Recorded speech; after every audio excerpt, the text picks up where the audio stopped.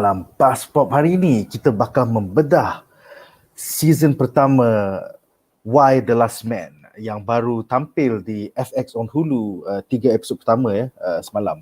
So para panelis kita hari ini terdiri daripada saya, Nadzru Iskandar daripada BuzzPOP TV, Duan Yakuza, Kaki Komik kita. What's up bro? Hai. Hey man. Serta Kaki Manga kita, Andri Alwi yang dah pernah baca siri komik ni. What's up bro?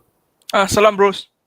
Alright. Ini adalah para panelis terbaru kita di BuzzPOP TV, iaitu Jamal Raslan, seorang kaki buku. What's up? So yes, kita akan mulakan perbincangan kita malam ini dengan reaksi satu ayat.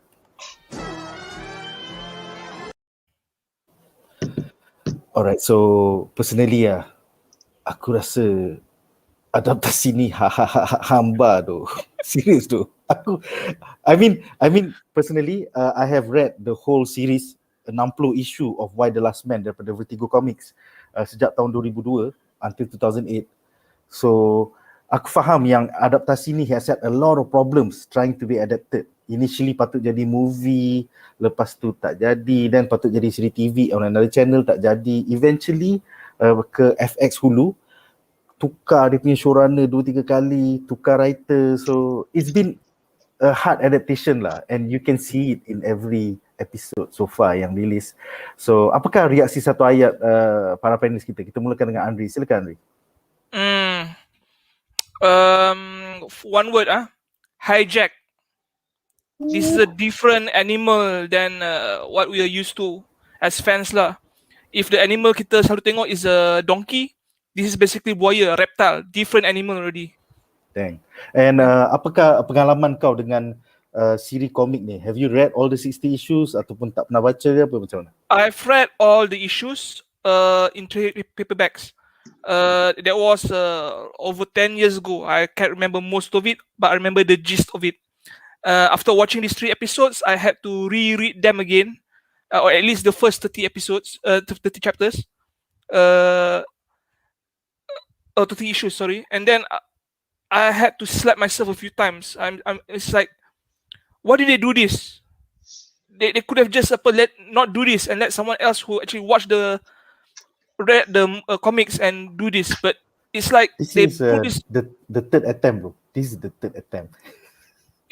I don't care if it's like 30 attempts. Give it to a fan, someone who has actually read the comics. Yeah. This is like you just push it to the first person willing to do, and for some reason is some sort of man hater, feminazi woman, director, creator, whatever it is. Wow, strong words indeed. Duan, apakah pengalaman kau dengan siri komik ni serta reaksi satu ayat kau terhadap 3 episod pertama? Silakan. Aku tak perlu bagi reaksi satu ayat. Aku bagi reaksi satu huruf. Why? Why? Satu huruf Satu huruf, why? Why? Why you do this? Kalau kat UK, intended, why ni apa? Ni mencarut kau tahu kat UK. Okay. Aku baca TP yang ni je. Ni pun orang latest aku beli komik tu. This is one of the latest prints lah. Ni latest print lah. Print ni pun cantik sebenarnya. So aku baca buku ni, so the book tu semua aku tak beli lagi. Tapi buku ni memang best lah. Memang kau baca tu dia fast pacing lah. Dia tak macam dalam series ada fast pacing. Cantik lah. Lepas tu lain lah. Tapi aku faham dia macam ada few benda yang dia ikut, tapi banyak sangat benda SJW yang dia nak tambahkan dalam tu tau. Banyak sangat benda. So aku macam kita akan bincangkan lagi tu dalam 5 segmen menarik daripada 3 episod ni. So tak apa. Aku suka kau cakap why tu dah cukup dah. Why? Okay, seterusnya Jamal, sebagai seorang penulis, apakah pengalaman kau dengan IP ni, and is this your first time watching, and your thoughts about the first 3 episodes? Silakan. Reaksi satu ayat aku adalah ellipsis. Halfway through the first episode, aku teringat Jupiter's Legacy. Sebab dia punya tone of the story, dengan dia punya pacing, So it's very slow burn. Dia somber, dark. Evidently it's a dystopian world lah. Tapi the sci-fi-ish element at this point makes it feel as if macam it's very, they are using the tone to make you feel that it is an intriguing story. And aku tahu pasal komik ni dah lama dah, because aku sort of like had a debate with a fellow friend yang baca komik juga. Aku cakap, oh, manga lagi best daripada komik, period. Because the storytelling is not just on the writing, but the storytelling is on the panels. So comics lose out on the panel punya storytelling because dia punya drawing tak dynamic. So dia kata, okay, I might agree with you on that, but as an exception, kau kena baca Why the Last Man. So like for the past few years macam, okay, eventually if I have the time aku akan pergi cari lah title ni because the premise is good kan. So bila aku dapat masuk panel ni, aku tak sempat nak beli TPB atau Omnibus, nak baca dulu sebelum approach the series. So I told myself, okay, I'm going to watch the series with just a very general idea of what this comic or this title is all about. And then I'm going to take the series as a TV series and refrain from making comparisons to the comic and do it later. So aku macam akan terbalik. Macam kalau Lord of the Rings aku baca buku dulu baru aku tengok filem, ini aku terbalik. Aku akan tengok series dulu baru aku baca TPB dia. Because before anything dah dengar dah semua orang macam complain kan, the series tak ikut TPB. So aku rasa macam watching the series, the first thing that came to mind was the mood that Jupiter's Legacy tried to give out lah. And in that sense, aku rasa benda tu macam try hard sikit. Like they didn't really, I get that this is probably what America is now, but they're trying a little hard to make people see that it is what that is all about, the series is all about.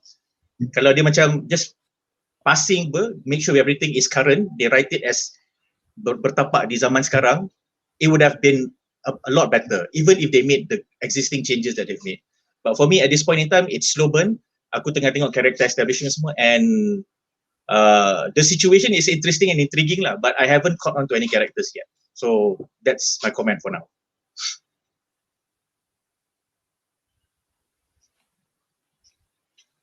Ni tak dengar. Yeah, so by the way guys, siri komik asal 60 isu daripada Vertigo Comics oleh Brian K. Vaughan ditulis dari tahun 2002 sehingga 2008. So that is before ataupun Twitter baru nak mula, Facebook baru nak mula, IG pun baru nak mula around 2008 tu. So it's pretty unique that this story is about dunia yang hanya tinggal perempuan, but it was written way before any SJW movement, any LGBTQ punya, how prevalent it is today. So I think it's quite interesting how it is being adapted lah, dan kita akan bincangkan lagi. But basically judul episod minggu ini adalah episode 1 was The Day Before, episode 2 is Would the World Be Kind, episode 3 is Nil, yang I don't know what that is referring to. Maybe kita berbincangkan lagi. Tapi dalam 3 episod pertama ni kita mula melihat bagaimana dunia dystopian sci-fi ini cuba untuk terus berfungsi tanpa kehadiran lelaki. But kita akan baca beberapa komen menarik daripada penonton dulu. Hakim Ashraf mengatakan, aku baru habis tengok episod 1. Nak tanya panelis, is this show about the girl sahaja? Sebab aku tengok diorang fokus dekat girl characters je. Yorick tunjuk sikit-sikit je dan aku nak tahu more about him. Yes, that is the irony. It's called Why the Last Man. And the 60 issues run was literally about Yorick Brown on his quest to find his girlfriend Beth yang dalam dunia distopia ni. Tapi bila kau tengok adaptasi ni, tiba-tiba dapat spotlight mak dia lah, Presiden Jennifer Brown, satu episod tentang dia punya kakak lah, Hero Brown. Aku macam, what the fuck is this shit? kita akan bedah-bedah lagi bila kita bincang 5 babak menarik. Tapi aku akan bacakan beberapa komen dulu. Amirul mengatakan, try baca Wikipedia bro, mindfuck lah. Yes, it is actually one of the best mindfucks daripada Vertigo Comics in the past 20 years. So we have 7 more episodes to go. I hope the mindfuck will be coming. Ni one season je ke atau macam dia ada following season? It's one season. So far it's one season on FX on Hulu. It might get renewed kalau ada buzz lah, kalau ada hype lah. Amirul mengatakan, reaksi satu ayat aku, gambaran sebenar perempuan overthinking mengurus negara dan perempuan buat keputusan tanpa emosi, mengawasi satu lelaki dalam dunia. Actually 2-3 orang kan. It's quite unique lah. It's quite unique. I think reading this series 19 tahun dahulu pun, it was quite unique because you have a world with no man. So dia menjawab banyak persoalan lah. Who is the engineers in the world? What if the power supply goes down? What if the water supply goes down? So I like those new things yang wasn't in the comics, but but it's too much. It should be more on your rig personally. Is the writer a guy or is the writer? The writer and showrunner is Eliza Clark. She is a female. I mean the comic. The comic, Brian K. Vaughan is a guy. But the artist Pia Guerrera was female. So it was groundbreaking for a Vertigo comic series to be drawn by a female. But then written by a guy about a female world. So Brian K. Vaughan, I think eventually went on to write for Lost. Kalau kau ingat the Lost TV series. So he was one of the writing team there. By the way, ini bukan bilik biasa aku. Ini pasal aircon dan bilik aku rosak. So aku pinjam bilik adik je. So that's why ada new background. Kemudian Hakim Ashraf bertanya, Abang Jamal bukan viewer live BuzzPOP ke? Kalau kau boleh explain sikit. Jamal, silakan. Oh, viewer. Saya viewer live yang kadang-kadang suka kacau the stream by making comments yang ada yang bernas dan yang hamba. So suka tulis karangan. Suka tulis karangan. Yes. Hakim Ashraf pun nak jadi macam abang Jamal kat kot. Dia nak taraf. Tengok Hakim, kalau kau ada apa-apa show TV yang kau suka, kau message lah, kau DM aku.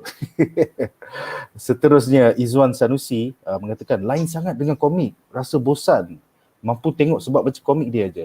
That's why it's interesting. Antara panelis ni, aku dengan Andri dah baca all 60 issues.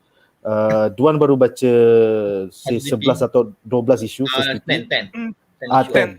Dan Jamal tak baca lagi. So I think it be interesting bila kita bincangkan 5 babak menarik ni, how we found it. Macam aku rasa aku dengan Andri, because we know what's going to happen. So maybe pada kita orang dah tangkap, tapi maybe pada dia orang, would they agree or not? So I think it's going to be interesting.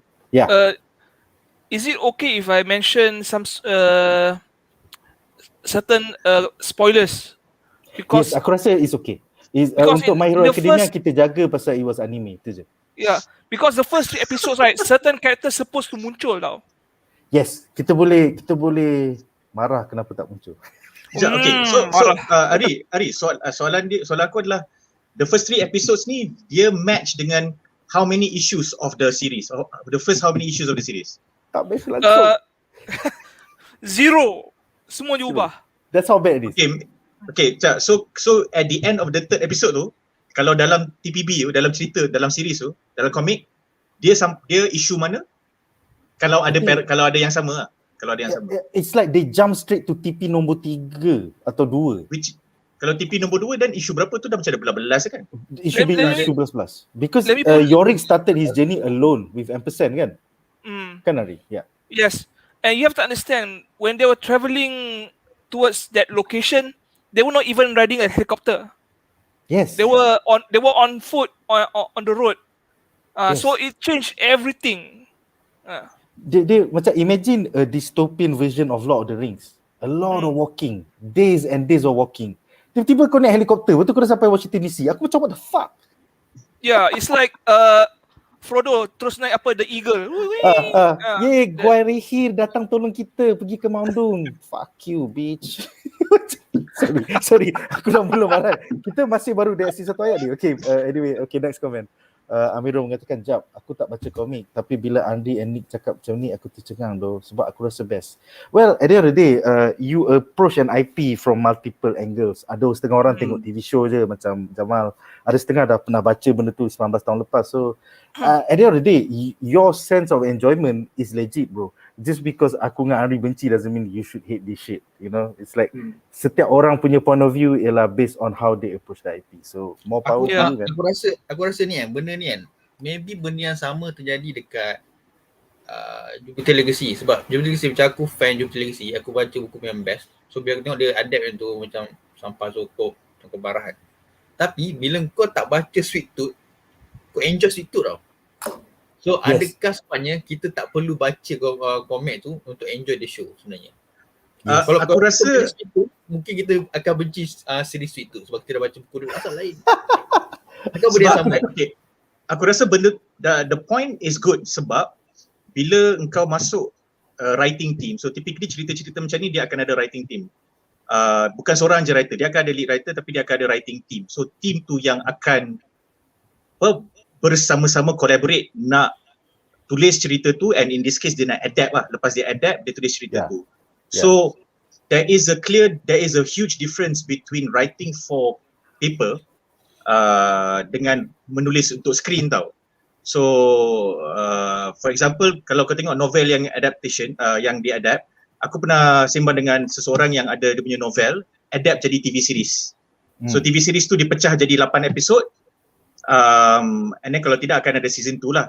So dalam 8 episod tu, bila ni writer tu sendiri tulis kan, so it's a best selling novel.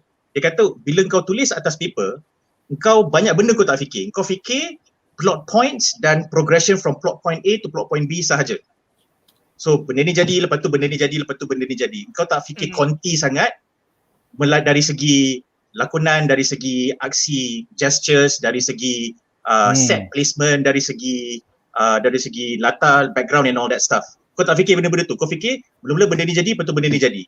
So bila kau adapt dah lah kau adapt ke satu medium yang lain, kau kena jaga semua benda tu. So as a writer, especially kalau writer tu tak ada experience deal dengan TV punya writing, kau memang kena ada team of writers yang dah pernah kerja TV who may not necessarily have worked or have read the book. Jadi benda tu it's a collaborative process yang akan membantu adaptation tu, dan eventually the lead writer and the original IP owner kena pegang lah, like there are things that I have to let go when it is adapted, and there are things that you have to die keep.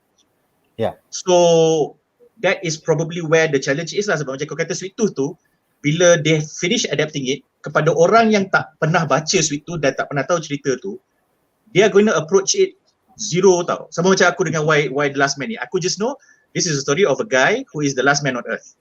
That's it. Dan aku avoided reading anything about it sebab aku tahu aku nak masuk panel ni. So if I just watched it as a series, not knowing what happened actually in the comic book and not trying to compare, aku akan rasa it's alright, tak gempak, it's alright je. And that's pretty much it. Akan ada a few writing things yang aku spot, but it's alright, it's watchable enough lah. Kalau kau American, kalau kau bukan American, maybe kau tak boleh relate sangat.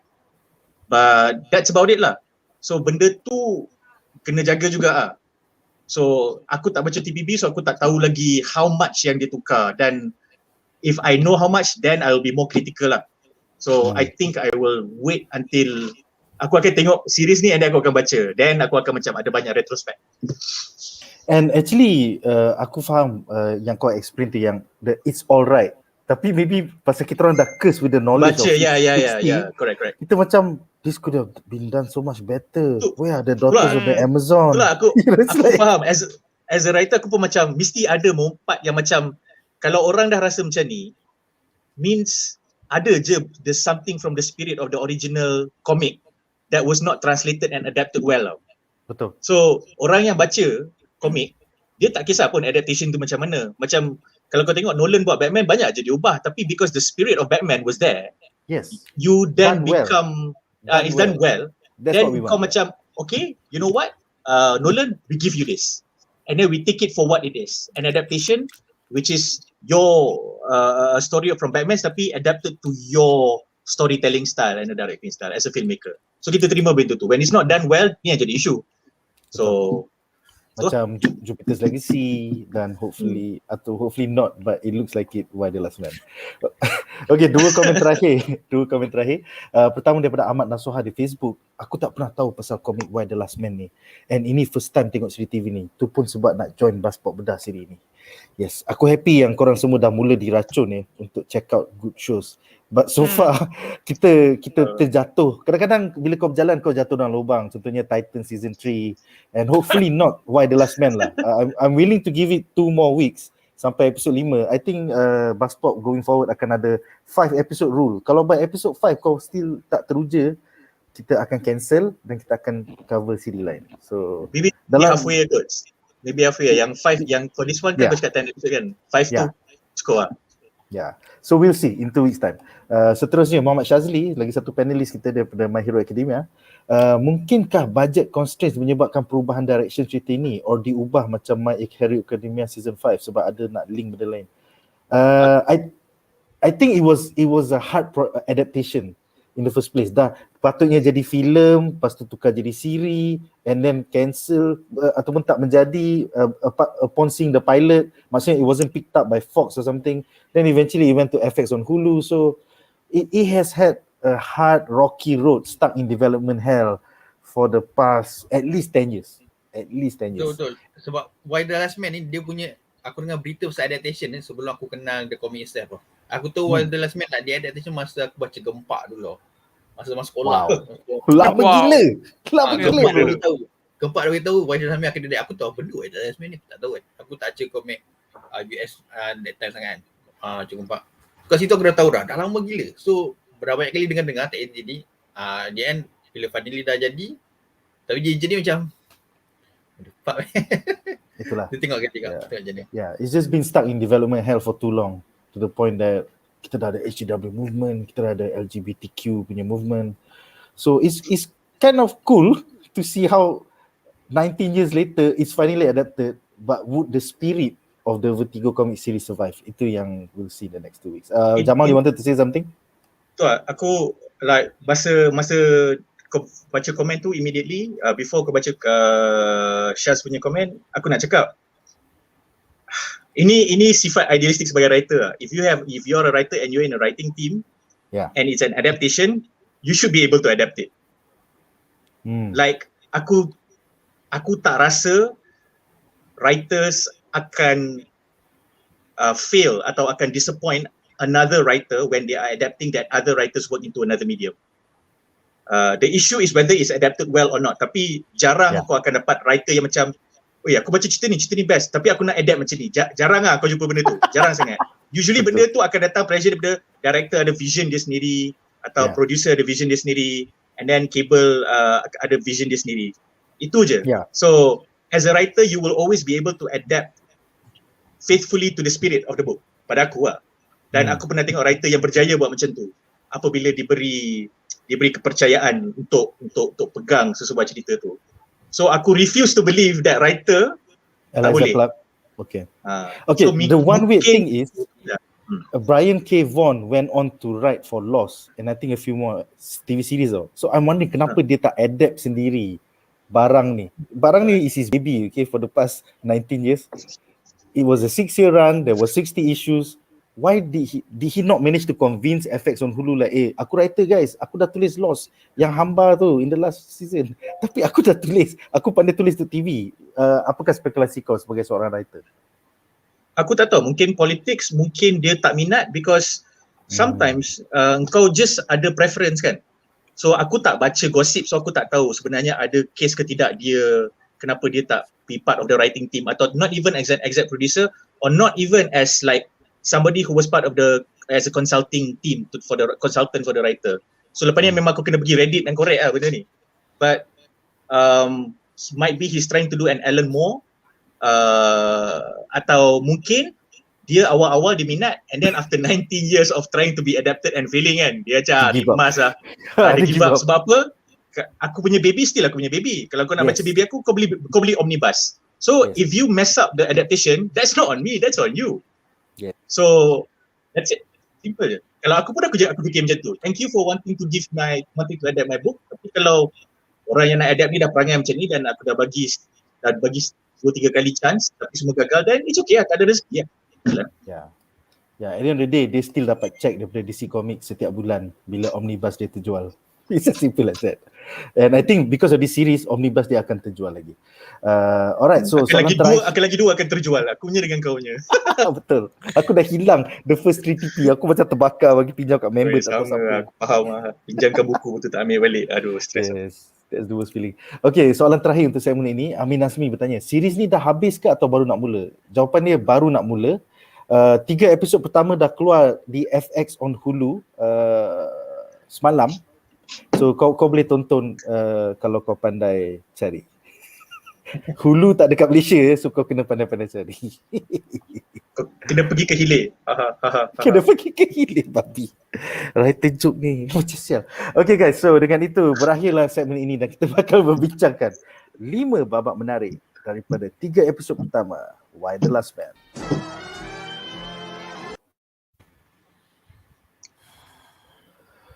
Alright, so babak menarik kita yang pertama adalah tentang adaptasi versi komik versus siri TV, di mana kita bakal membincangkan beberapa kelainan di antara siri Vertigo Comics yang asal dari tahun 2002 ke 2008 dengan siri TV FX on Hulu tahun 2021.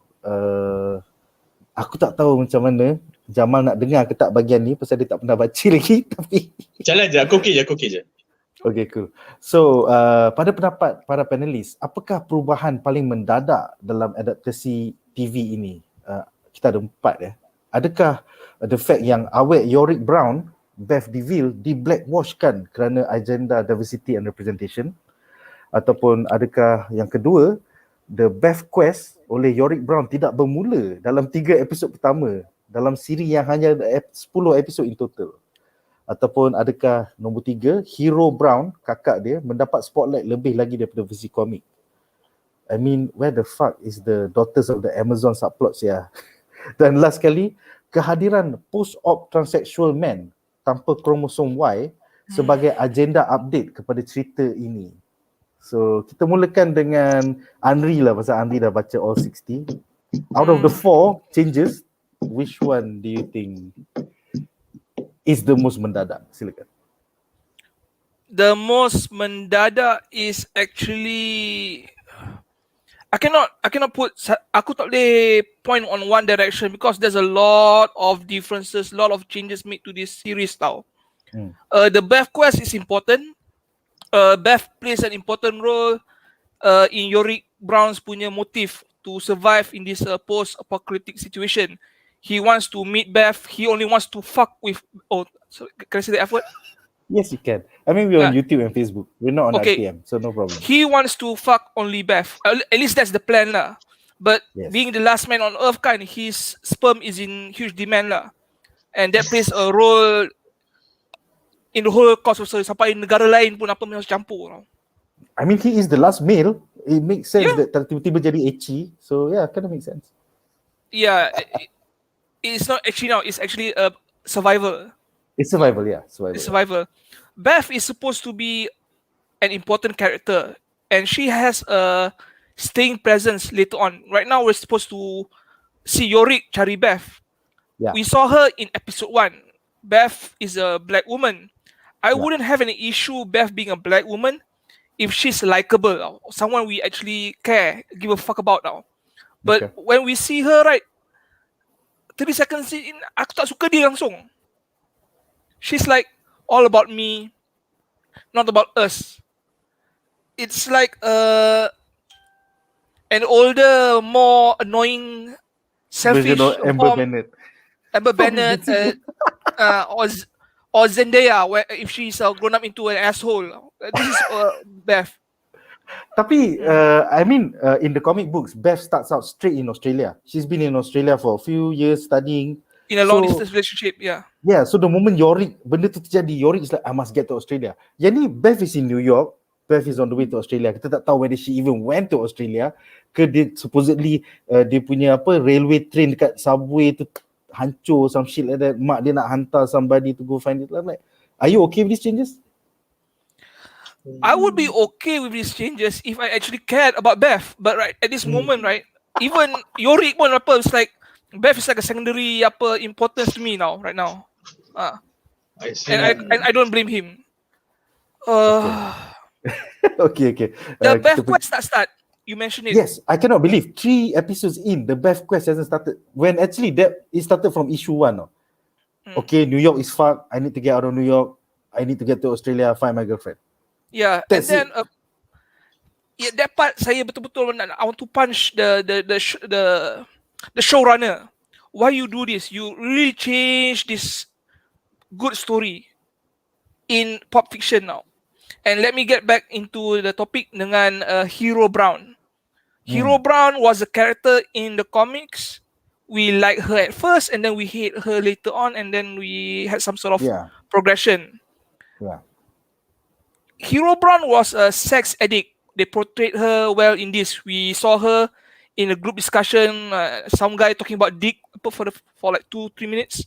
Yeah. And then we saw her having an affair dengan dia punya married partner.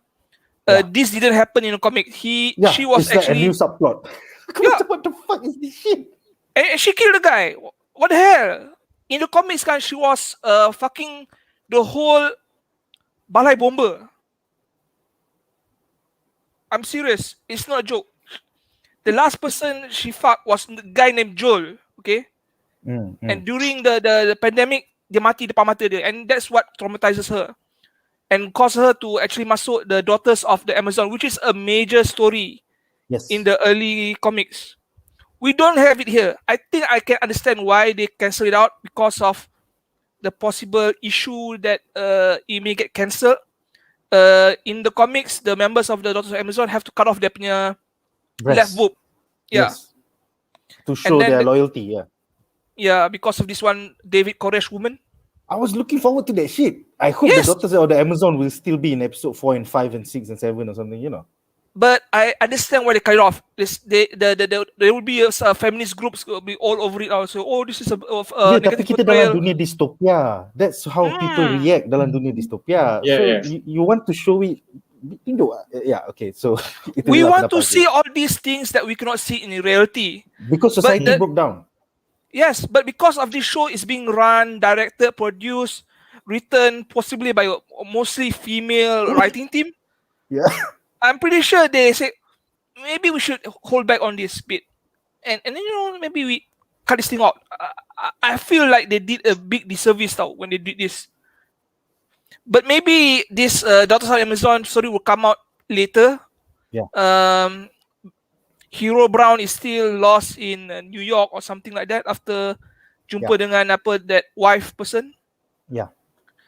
And what was the last point? The post-op transsexual man without a Y chromosome that survived. Looks like a man, but it's actually a female. Yeah, female with a testosterone treatment. Okay. Yeah. I do not know why they are giving this person airtime. This show is about Yorick, but they already given a lot of times to the other characters. We have Jennifer Brown, Agent 355. We have even Diane Lane punya assistant. She has time. And then we have the daughter of the dead president. Yeah, Kimberly. What the fuck? What kind of subplot is that shit? Yeah. She's a Meghan McCain clone. Meghan McCain clone ni she get airtime. And then don't forget Regina Oliver in Israel. Yes. There's a whole other subplot. This is the Lauren Bobert Marjorie Taylor Greene punya parody character. Yeah. She may replace the antagonist of this whole story because she's going to be the president of the United States and there's going to be trouble. That means the original antagonist of this whole comic series may have been being cancelled. From why the last man to become President dystopia and also like paramedic dystopia. So kita akan bincang lagi dalam segmen kita yang seterusnya. Okay. And this is our 5 characters. And you add this the best friend, the token. Last time it was a token gay friend for the female character lead, and now it's a token trans man character. So you have at least 6 characters, and then why? I'm pretty sure why the last man Yorick has like 20% airtime. Focus of the whole 3 episodes. It doesn't feel like his show. It feels like the show about the woman that survived instead of him. Yes. Which is sad because those only came later in the comic books. Bila dia sampai Washington DC baru dia jumpa mak dia, and then along the way tu dia jumpa kakak dia. But it's always been about Yorick and his quest. Yorick creates character through the characters he meets. But now we have characters before he meets. I'm like, shoot me now. Yeah, imagine kalau they buat cerita Sweet Tooth, but Sweet Tooth wasn't about that cute kid, but it was about like, that bad government guy instead. So that's apa yang terjadi kepada Last Man lah. Okay, Duan, sebagai seorang yang dah baca the first 10 issues, apakah pendapat kau tentang perubahan-perubahan mendadak ni? Silakan. Okay, aku nak pin out apa perubahan atau perbezaan komik dengan movie yang aku nampak. Other than dah disebut tadi, ada few. First, memang patutnya hero tak bunuh boyfriend dia tu. Itu memang tak tahu kenapa. Sebab aku pun tak tahu kenapa dia nak perlu tunjukkan hero terbunuh. Kan? Macam, what's the point? Adakah nak rasa macam dia nak bagi menyesal ataupun nak diamkan dia punya kesalahan tu. Sebab macam, kalau aku beritahu orang aku bunuh pun tak ada point sebab at the end mati juga. Tapi kenapa nak tunjuk bunuh tu juga? Itu pun aku tak faham lah. So, ada dan sepatutnya ampersand tu kena pakai pampers tau, tapi dia tak pakai pampers dan monyet tu. Kat dalam ni dia pakai pampers. Lepas tu sebenarnya mak dia bukan presiden. Mak dia Secretary of the Interior. dia congressman. Tapi dalam ni terus secretary ya. Aku macam dalam ni maksudnya agent 355 cari the next in line the president, which is agriculture punya minister apa kan. So bukan mak dia. Tapi aku rasa aku okay with that. Perubahan tu okay sebabnya watak siapa nama Dian apa nama pelakon tu? Diane Nelson. Diane Lane. Diane Lane, my bad.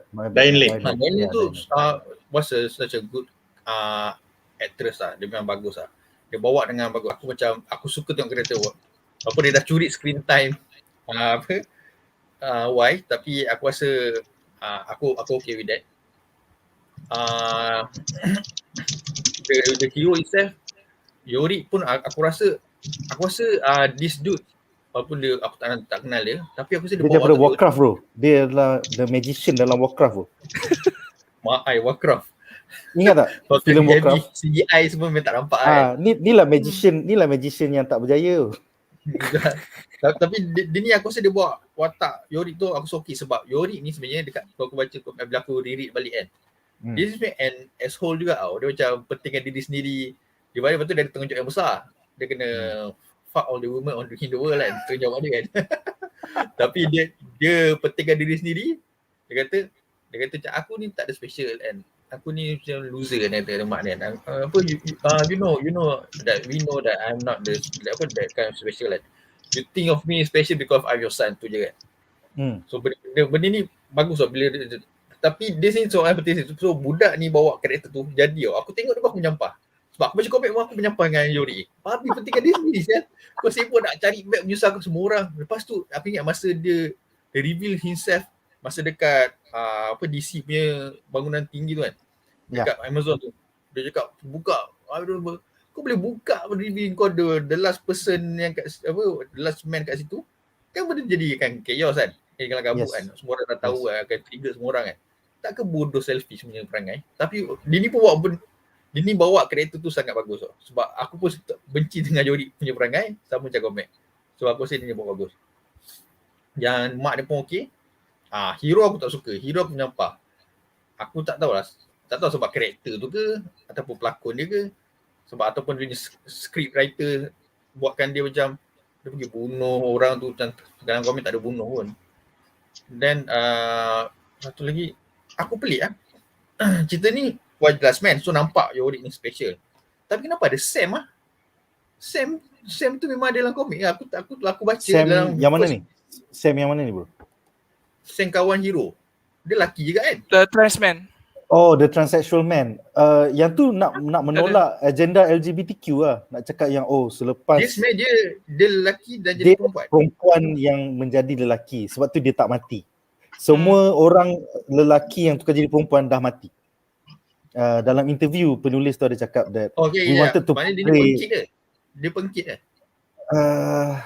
Yes. Kalau transsexual means dia buat operation lah. Kalau dia transgender means dia buat operation lah. Dia buat operation untuk menjadi lelaki ya. Tapi dia muka lelaki betul loh, tak nampak perempuan. Tu aku pun confused juga. Sebab yang kawan dia yang dua orang tu aku nampak dia pengkit. Dia muka perempuan dia rambut pendek sebab aku faham. So dia perempuan dia takkan mati. Tapi yang tu Sam tu aku rasa tu lelaki betul loh. Dia nak Dia- tunjuk yang dia dah lepas operation, dia dah ambil testosteron. So tu yang dia nampak lebih lelaki daripada yang kawan-kawan dia yang lain tu belum operasi lagi. Belum operate lagi. Okay, so aku salah. Aku memang ada lelaki other than Yori kan. Tak, that is the ultimate No, joke no. tau. The fact that dia cakap, aku tak payah pakai topeng pun. And the writer even said, now in 2021, cerita Yorick Brown ni, Yorick tak payah pakai topeng pun. Yorick boleh cakap, I'm a transsexual man, and dia boleh jalan all the way ke Washington DC safely. Oh, So cerita yang 19 tahun lepas, dia terpaksa pakai topeng apa. Things have changed so much in the US that Yorick can walk anywhere and say that he's a transsexual man and nobody would like nak tembak dia lah, nak treat dia for something lah, you know. Things have changed lah 19 tahun kemudian. Fatak juga dia punya agenda Tapi dia.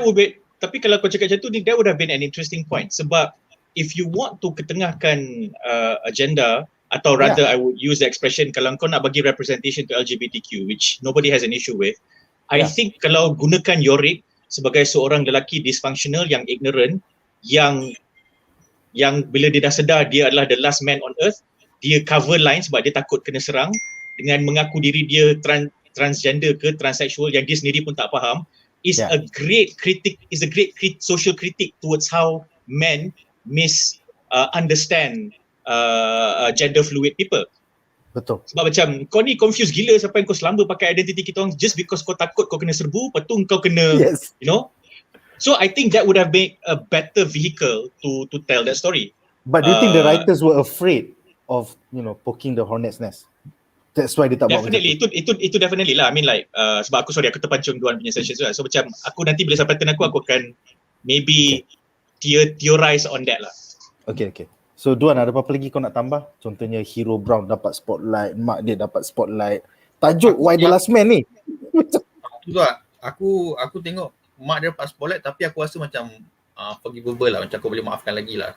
Sebab aku suka momen Yori dengan mak dia bila dia one on one kan. Lepas tu macam Yori mak dia tak nak lose lagi semua.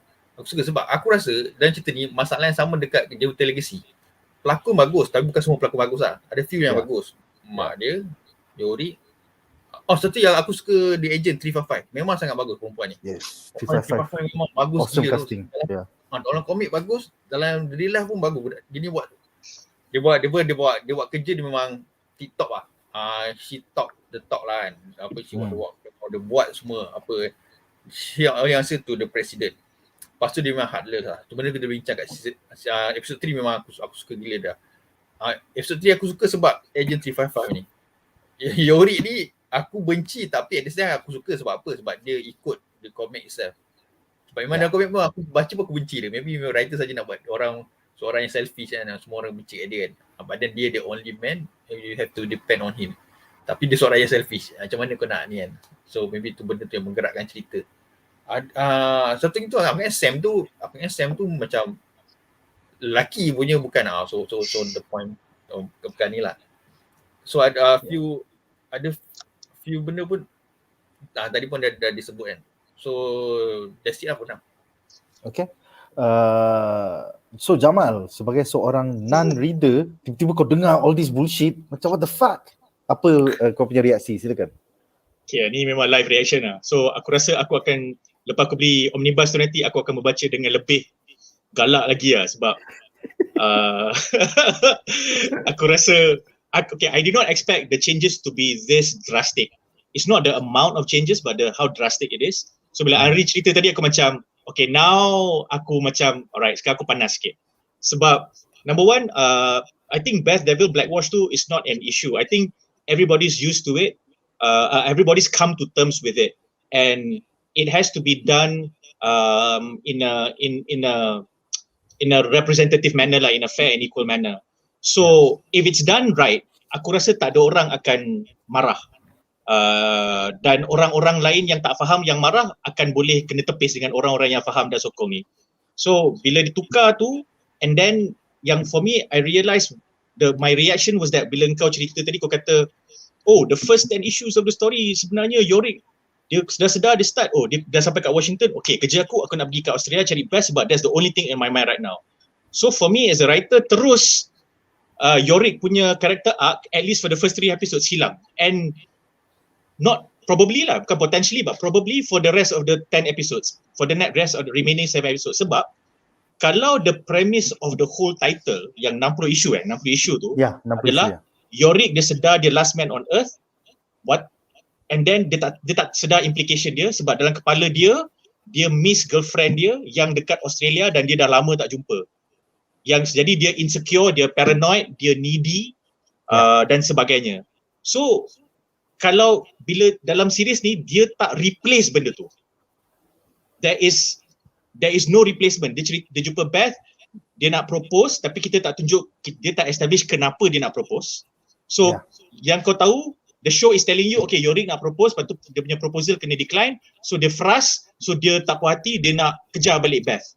So generally in a romantic story, that makes sense if you spend another 30 minutes explaining and establishing how important this woman is to the guy. But you did not do this because that happened in the first 15 minutes of the first episode. Dia tengok atas phone masa dia tengah basah-basah tu, dia tengok scene-scene macam ni masa kita masih baik. Macam so kalau macam tu then kau tak boleh marah orang-orang yang stalk dia orang punya ex lah, because benda tu pun dah cukup untuk membuatkan orang tu rasa gila babi nak kejar balik. So that story, because of that the story crumbles lah. So kau tak ada character motivation, not for the character, for the whole series, because the title of the whole series is called Why the Last Man, and it's not even inspired by the comic series. It is an adaptation of the comic series, so which is even worse. Kalau kau kata inspired by, then okay fine, the writing team took liberty to change the stories. This is not the case. This is an adaptation that has gone through multiple attempts kan, multiple treatments and multiple times, meaning ada orang still believes in the project.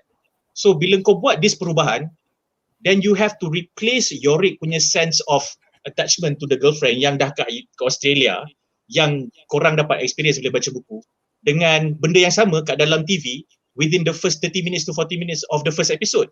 Even if after that you dah tak tunjuk Yorick for the next 2 episodes, tapi dalam first 30 minutes tu kau faham, okay, series ni kita kena ikut Mamat ni, sebab dia nak kejar girlfriend dia, nak cari girlfriend dia dekat Australia, dia buat semua benda ni. Kau tak payah hantar girlfriend dia kat Australia pun, kau boleh letak girlfriend dia dekat, kalau dia dekat California, kau letak girlfriend dia at the other coast. So he just wants to get from East Coast to West Coast or West Coast to East Coast, cukup, settle je. Atau macam if he's in New Jersey, you want to get to Chicago or Seattle, so it's not a problem. So that was not even established, lepas tu dia nak buat, and then this is where then I become critical. It's okay if you don't do that. So now you have one scene, the proposal scene, which requires you to establish one, the new female blackwash character. Aku tak suka pakai blackwash tu, okay, the new black girlfriend. 2, Yorick's character. 3, their relationship together and the baggage and that Yorick has. And 4, what's going to happen. And the only way you do that is by the simple, okay, dia nak propose, lepas tu dia kena reject. So itu je. Macam, so lepas tu Yorick marah. And then bila Yorick marah, the way the girl reacted is that she wanted to go out and she will come back a few hours later, meaning dia lepas tangan. So there is no conflict within Yorick yang macam, oh tapi dia sayang kat aku, tapi dia buat gesture ni kat aku, tapi dia nak tinggalkan aku pula, oh aku confused. There is not even that for Yorick. So sekarang so sekarang ni aku kesian kat Yorick, not as Yorick the character, but how Yorick has been written as a character. Because I don't need to read the TPB now, because then aku tengok bila kau cerita macam tu, aku macam, oh macam tu ke lah, sedihnya, because then what is his reason to journey from anywhere to anywhere? There is no reason. Dia tak nak cari mak dia. Best exactly. Quest. Now we are on the main quest, the Professor Ellison man. So aku macam, at least the first 20 issues, wait, the best quest sebelum we go to the main quest. You know? Even the main quest, Yorick has not signed up for it. So kalau dia nak buang Beth quest, tapi dia replace kata macam, okay, Yorick yang tinggalkan Beth. Bila dia propose, Beth reject, lepas tu Yorick kata, mampus kau lah, Yorick yang keluar. Okay, Yorick keluar, lepas tu dia jalan sorang-sorang sebab dia tengah emo. And then shit happen. And then when shit happen, dia tengok orang semua mati, dia ingat Beth dah mati. Padahal dia tak sedar, sebenarnya dia seorang je lelaki yang tinggal, perempuan semua selamat lagi. So then he's been looking for Beth because he presumed Beth was dead. And that was his Beth quest. Then logik tak sebenarnya kan? But that it was not even done that way. So aku rasa macam, then Kita just apa nampak quest. dia graffiti, Beth I'm still alive, Beth I'm still So- here. Itu je. Sorry aku cakap benda tu sama macam Michael Bay punya treatment for character depth, sama dengan Zack Snyder punya character treatment for character depth. Dia buat satu scene, shoot cantik, tulis macam tu, okay kau kena faham Mama dia dengan Fraz girlfriend dia. Itu Like, je. aku tak rasa, kau cakap kat aku tak rasa. Itu. So I think that is quite criminal lah. Aku rasa yang Hero Brown tu, I have another comment to that. Bila aku dengar Duan dengan Ari cerita, aku macam, damn. Because bila aku tengok, as just fresh, open-minded, the issue that I got from Hero Brown was the fact that she is somebody who's looking for intimacy, tapi via infidelity. Yeah. Selalunya intimacy akan datang daripada a romantic relationship, daripada a marriage ataupun a faithful relationship lah, a proper a functional relationship. Tapi sebab dia mungkin tak mampu nak masuk ke dalam atau nak mampu ada relationship macam tu, dia mencari intimacy, gantian intimacy melalui infidelity lah. Dia tidur dengan orang ni, dia tidur dengan orang ni, dia tidur dengan orang ni. So as a premise that works. So kalau dia gunakan benda tu and use that to deliver the sex addict punya story from the comics, I think it would be great. And even if they don't want to show how graphic her sexual addiction is, so aku rasa that is fine. Tapi bila Ari petik dengan Duan petik, dia tak bunuh pun, dia tak payah bunuh pun, and then aku macam jap, okay now dia ada yang Amazon punya tu, so dia tak boleh nak potong, and then okay, so when you cannot show that, I feel that this is where they overwrote hero punya character. Dia nak overcompensate. Okay lah, kita mungkin tak boleh tunjuk how graphic this Daughters Yes, of Amazon. Daughters of Amazon. We cannot show how graphic this is, how DOA is. So macam mana kita nak substitute benda tu? Then okay, kita kena bagi hero satu benda yang sangat berat. Dia terbunuh dia punya partner. Tapi dia dengan partner dia tak ada apa-apa relationship. Bukan dia yang cakap kat partner dia. It was an affair. Dan dia tak cakap kat partner dia, bukan kau janji kau nak kahwin dengan aku ke? That was not even the case. Yeah. That was not really even the case. So bila, and then she was coming from a sex addict punya anonymous punya tu. So kalau dia tak kisah orang tu unfaithful dengan dia, then bila orang tu tak nak cakap kat bini dia tak nak divorce, kenapa dia nak kena marah? Motivasi dah lain. Motivasi dah lain. Okay, which is fine. Lepas tu dia terbunuh. So aku rasa yang dia bunuh tu is an overwriting sebab dia nak replace the fact that dia tak boleh nak buat Daughters of Amazon lah. Ni teori je lah. And then dia tak boleh nak buat macam kau cakap grafik potong breast belah kiri. Alah, kalau kau tak potong tak apalah. Sorry, let me just make it clear. I think they're abandoning the Daughters of Amazon punya plot. It might come later.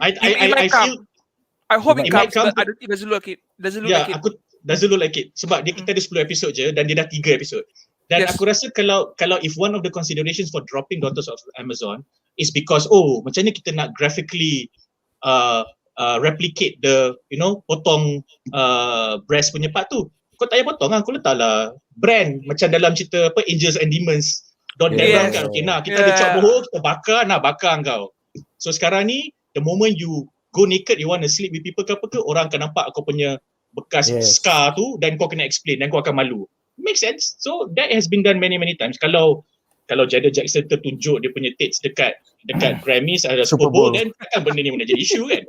So I feel this was overwritten and I think they were maybe they felt that they were walking on eggshells. I felt that the sex addict is a great way to write because if the elder sister of Yorick has sex addiction and Yorick, being a dysfunctional man boy, has a dependency on or for intimacy on Beth, they have a nice bila they converge, bila they clash, dia jadi cantik.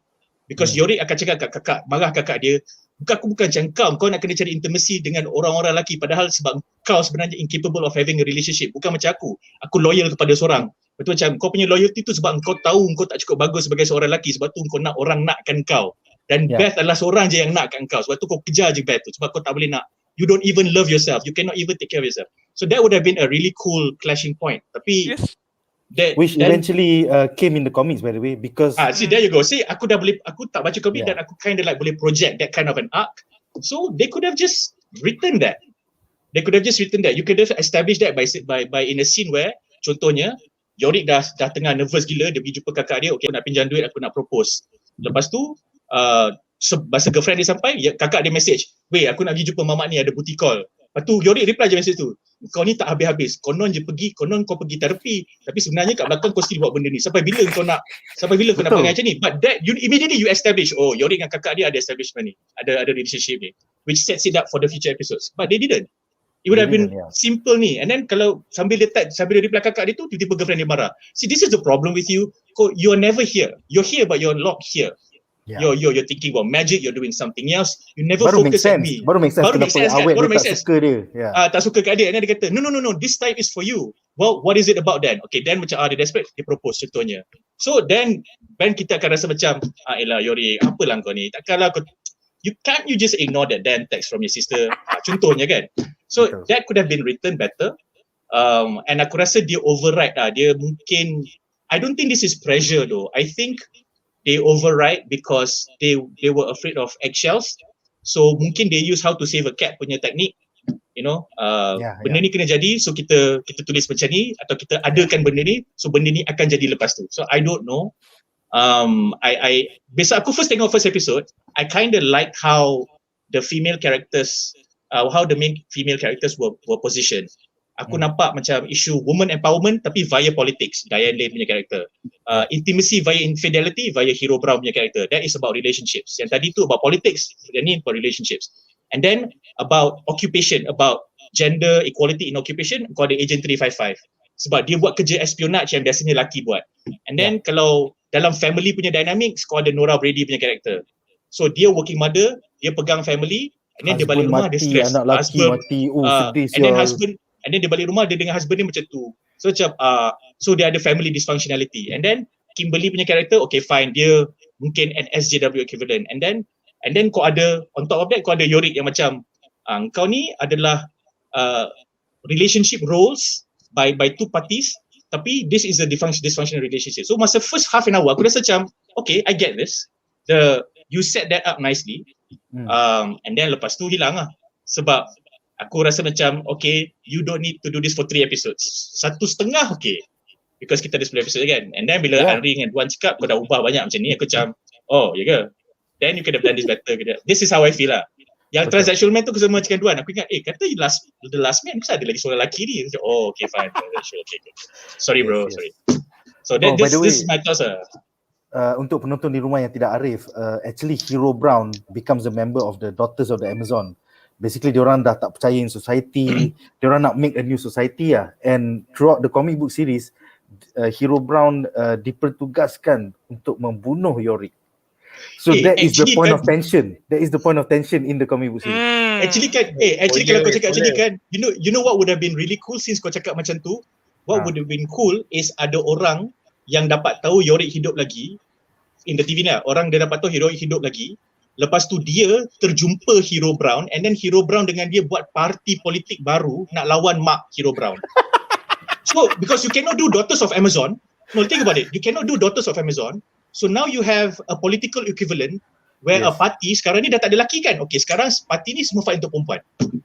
Then that can replace Daughters of Amazon lah, which can make sense in this current climate kan. I think we are seeing that with the Regina storyline yang kita akan bincangkan lagi. Okay, alright. In the next segment. Okay, so ada beberapa komen menarik. Aku akan read through secepat mungkin. Izwan Samsi mengatakan dia terkejut bila tiba-tiba Hero Brown bunuh power paramedic dia. Cepat betul Yorick jumpa Hero. Kemudian Ahmad Ashraf mengatakan saya setuju yang part kita tak kisah blackwash kalau jadi likeable, tapi selalunya watak yang blackwash jadi tak likeable. Nah betul, benda ni aku setuju. Sebab ni macam pattern tau dekat Hollywood. Every heroine for hero must be a black girl. Aku pasal start dengan Irish dalam The Flash. Even dalam The Flash punya series, dia dah start black. Lepas tu bila dah movie pun, Irish dia still black juga. Macam kau tak boleh nak tukar. Itu kan kira macam multiverse. Tapi kau tak nak tukar langsung dia nyeris. Seolah-olah macam kau true to the source. Padahal story dia adalah white. And then lepas tu yang paling kelakar sekali, bila Invisible, even animation pun kau nak blackwash juga. Amber Bennett, ya. Memang to the top lah. Kau nak blackwash juga. Tapi Amber nama dia, Amber. Tapi betul lah, dalam sama ni lah. Tapi Amber tu tak likeable langsung. Macam poyo gila semua, menyampah gila. Tak tahu kalau dia main tulis macam tu. Lepas tu kau tengok yang ni pula, best. kau buat macam tu. Sama lah macam Adi cakap, memang tidak disukai. Adi tengok pun dah menyampah. Aku macam tak nak skeptikal sebab aku all the previous black girlfriend ni semua memang orang tengok menyampah, tak tahu kenapa. But then tapi betul juga cara dia tu macam dia macam dia tak kisah sangat story, dia pentingkan diri dia apa semua. So benda tu tak tahulah, benda ni ada pattern, memang agenda orang ke memang sengaja nak buat orang menyampah dengan black girlfriend ke apa ke. Aku tak faham. Tak tahu. Aku tak faham. I think itu adalah feel setiap orang bila menonton kot. Maybe. But aku tak suka Amber Bennett tu. Kali mau getau pun tak. Walaupun dia mula tu. Kali mau getau pun sama lah Hanat. Kenapa? It's about the pembawakan tu. It's not about the race. It's about how dia orang bawa karakter tu. I feel. Yeah. So soalan seterusnya daripada Ahmad Nasoha. Masa kakak dia Hero Brown terbunuh skandal dia dalam ambulans tu, ada dalam komik tak? Jawapannya tak ada. Tak pernah ada. Dia orang buat je. Tak ada langsung. Kalau Paul bertanya, boyfriend dia patutnya dalam komik fireman, bukannya sama kerja dengan dia. Paramedic. Bukan paramedic ya. Bukan paramedic. And masa semua orang mati tu, dia orang tengah main kan? Kan Ari? After main. After, yeah. So After it was quite a shock to her because it was such a personal experience. You know, dia punya skandal mati depan dia. So it's weird that why do you have to kill the scandal when in the comics the scandal died in front of her eyes. In the comics, Actually, dia habis conquered dengan the guy, and they came out from the ambulance, and everyone saw it. Orang fire bomber, even the paramedic yang lain, perempuan tu kan, oh that's a whoreback, Hero Brown. Yeah, she was a sex addict and she was basically didn't care about it. And when Joel died, it damaged her for some reason sampai She became a daughter of the Amazon. Yeah. Amazon because she has run out of dicks to jump onto. Literally. So it makes sense for her to go that way. But in this story, right, it's like they purposely making her walk this path kan, just for the sake of plot. And it's a bad one at that. Yeah. Actually okay, katakanlah dia nak guna juga this as a plot point. I don't have an issue. Tapi the dialogue that she had with the guy was bad, if that was to be the case lah. If the guy was saying, okay, you think it's easy for me to tell a wife, blah, blah, blah, my wife, blah, blah, blah, blah, blah. Yeah, because you're not a man, you have no balls. Okay, and then dia sound balik. Well, at least I have a marriage, I have a wife, and I have a kid. What about you? And then kalau dia cakap ayat macam tu, then dia tendang balik benda tu dekat Hero Brown. So Hero Brown dia akan, lagilah dia marah. Okay, and then Hero Brown says something. That is one way you can do it. Or another way you can do it is that Hero Brown cakap, if you don't tell her, I'm going to tell her myself. And then the guy, and then she goes to look for the wife and the guy tries to stop her from talking to the wife, and dalam tengah nak try stop dia tu, dia orang bergelut and then dia terbunuh. That would have made more sense. Sebab to her, this guy might have been the only guy that is willing to be intimate with her and ada settle down with her. So bila this guy pun tak nak cakap, tak nak leave the partner, then he is no different than the other guys that she has been unfaithful with. So bila dia macam, okay, ini adalah the first time yang aku akan take affirmative action. Aku akan cakap kat partner kau. Sebab sebelum ni semua lelaki yang buat kat aku macam ni, aku tak buat macam tu. So itu motivation dia. And then the guy stops her from doing it because the guy penakut. So that would have made whole lot more sense rather than dia gaduh kat dalam paramedic tu punya. Lepas tu tiba-tiba mati.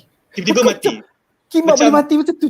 Yeah, like because it was so small tau. If you've seen a paramedic van macam tu, benda tu kecil. So the way she threw it yang macam tu, I doubt whatever balang yang dia baling tu there is enough distance for it to pecah and then tercucuk and then darah meleleh dekat sini, lepas tu mati. Aku macam I know that's how I feel now. Now lah. Masa tengok aku tak rasa. Aku rasa macam it's a bit off but okay lah, whatever lah first episode. Tapi bila kau dah cerita dia macam, then you could have done it this way. So yeah. Sad but true. Okay. Komen terus daripada Caleb Paul. Comic is better or TV series is better? Jawapan dah dijawab lah. For now it's the comic. It's the comic. Kemudian Amin Azmi bertanya, tapi kalau ikut dalam komik kenapa dia tak mati? Aku pelik juga, adakah disebabkan dia memang dah ditakdirkan? Itu akhirnya terjawab 60 isu kemudian. So aku tak nak jawab. Aku harap kau tengok Siri ni dan dia akan terjawab.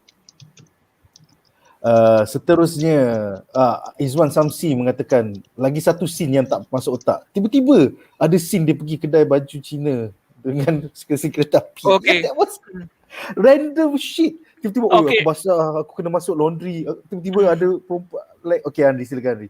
Okay, this was the scene kan yang saya betul pandai hati tau. This was the scene kan when Yorick Brown was first being aimed by a gun. Tau. In the comics kan, he was first aimed by a woman kan with a gun. Was the garbage woman, garbage collector. Dia angkat apa mayat and dia terjumpa di sana cakap-cakap tiba-tiba dia punya mask jatuh something like that.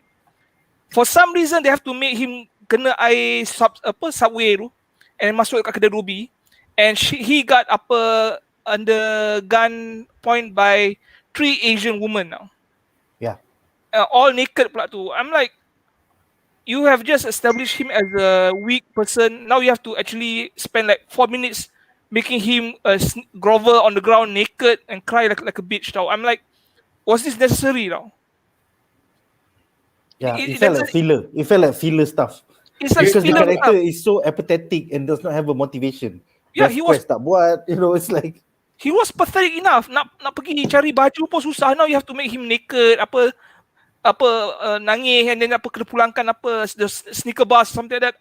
I'm like, what's the point of this whole scene? It's a waste of story progression, character growth, everything. You have a lot of things to do and you spend time to actually change the thing in the comics and waste our time doing this scene. It doesn't make sense. Kalau aku nak cynical, Dia kalau aku ada nak dua tau. Scene ni ada antara dua. Either scene ni untuk eye candy for the girls, nak tengok dia butt naked. ada that. Ataupun sebenarnya writer dia memang saja nak menjatuhkan maruah seorang lelaki di tangan perempuan. Action perempuan 3 orang. Saja kau tengok dia dah melutut, dah bogel, tak ada apa ni. Naked. Lepas tu merayu for his life, begging for his life. Apa at one point. Tapi benda tu kalau kau tengok dalam komik kan, kalau dia ikut komik cara dia first kena gunpoint tu kan dengan supermodel. Sebenarnya dia supermodel tau. Dia supermodel tapi dia tak ada kerja, dia angkat mayat untuk jual dekat ni. Yes. Lepas tu supermodel tu gari dia tau. Gari dia sebabkan dia escape artist, dia simply belah yang tu. Lepas tu kau tunjuk punya brilliantnya dia, dia ada function tau. Bukan, dia memang loser, asshole semua tapi dia brilliant escape artist. Kau gari dia boleh lari. Even kat dalam White House pun, kalau dalam komik pun, dia boleh keluar daripada bilik kebal. Escape room. Escape room. So tunjukkan Yorick ni ada punya skill, specialty. Kau naikkan taraf dia.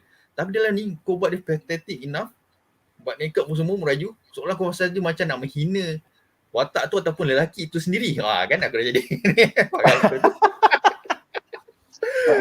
Kalau marah gila tu scene namanya babi. Kira tu je lah. Jamal? Bila korang dengar korang kau cakap kena ni, gerak sikit bro, pasal kita ada overlay tutup muka kau.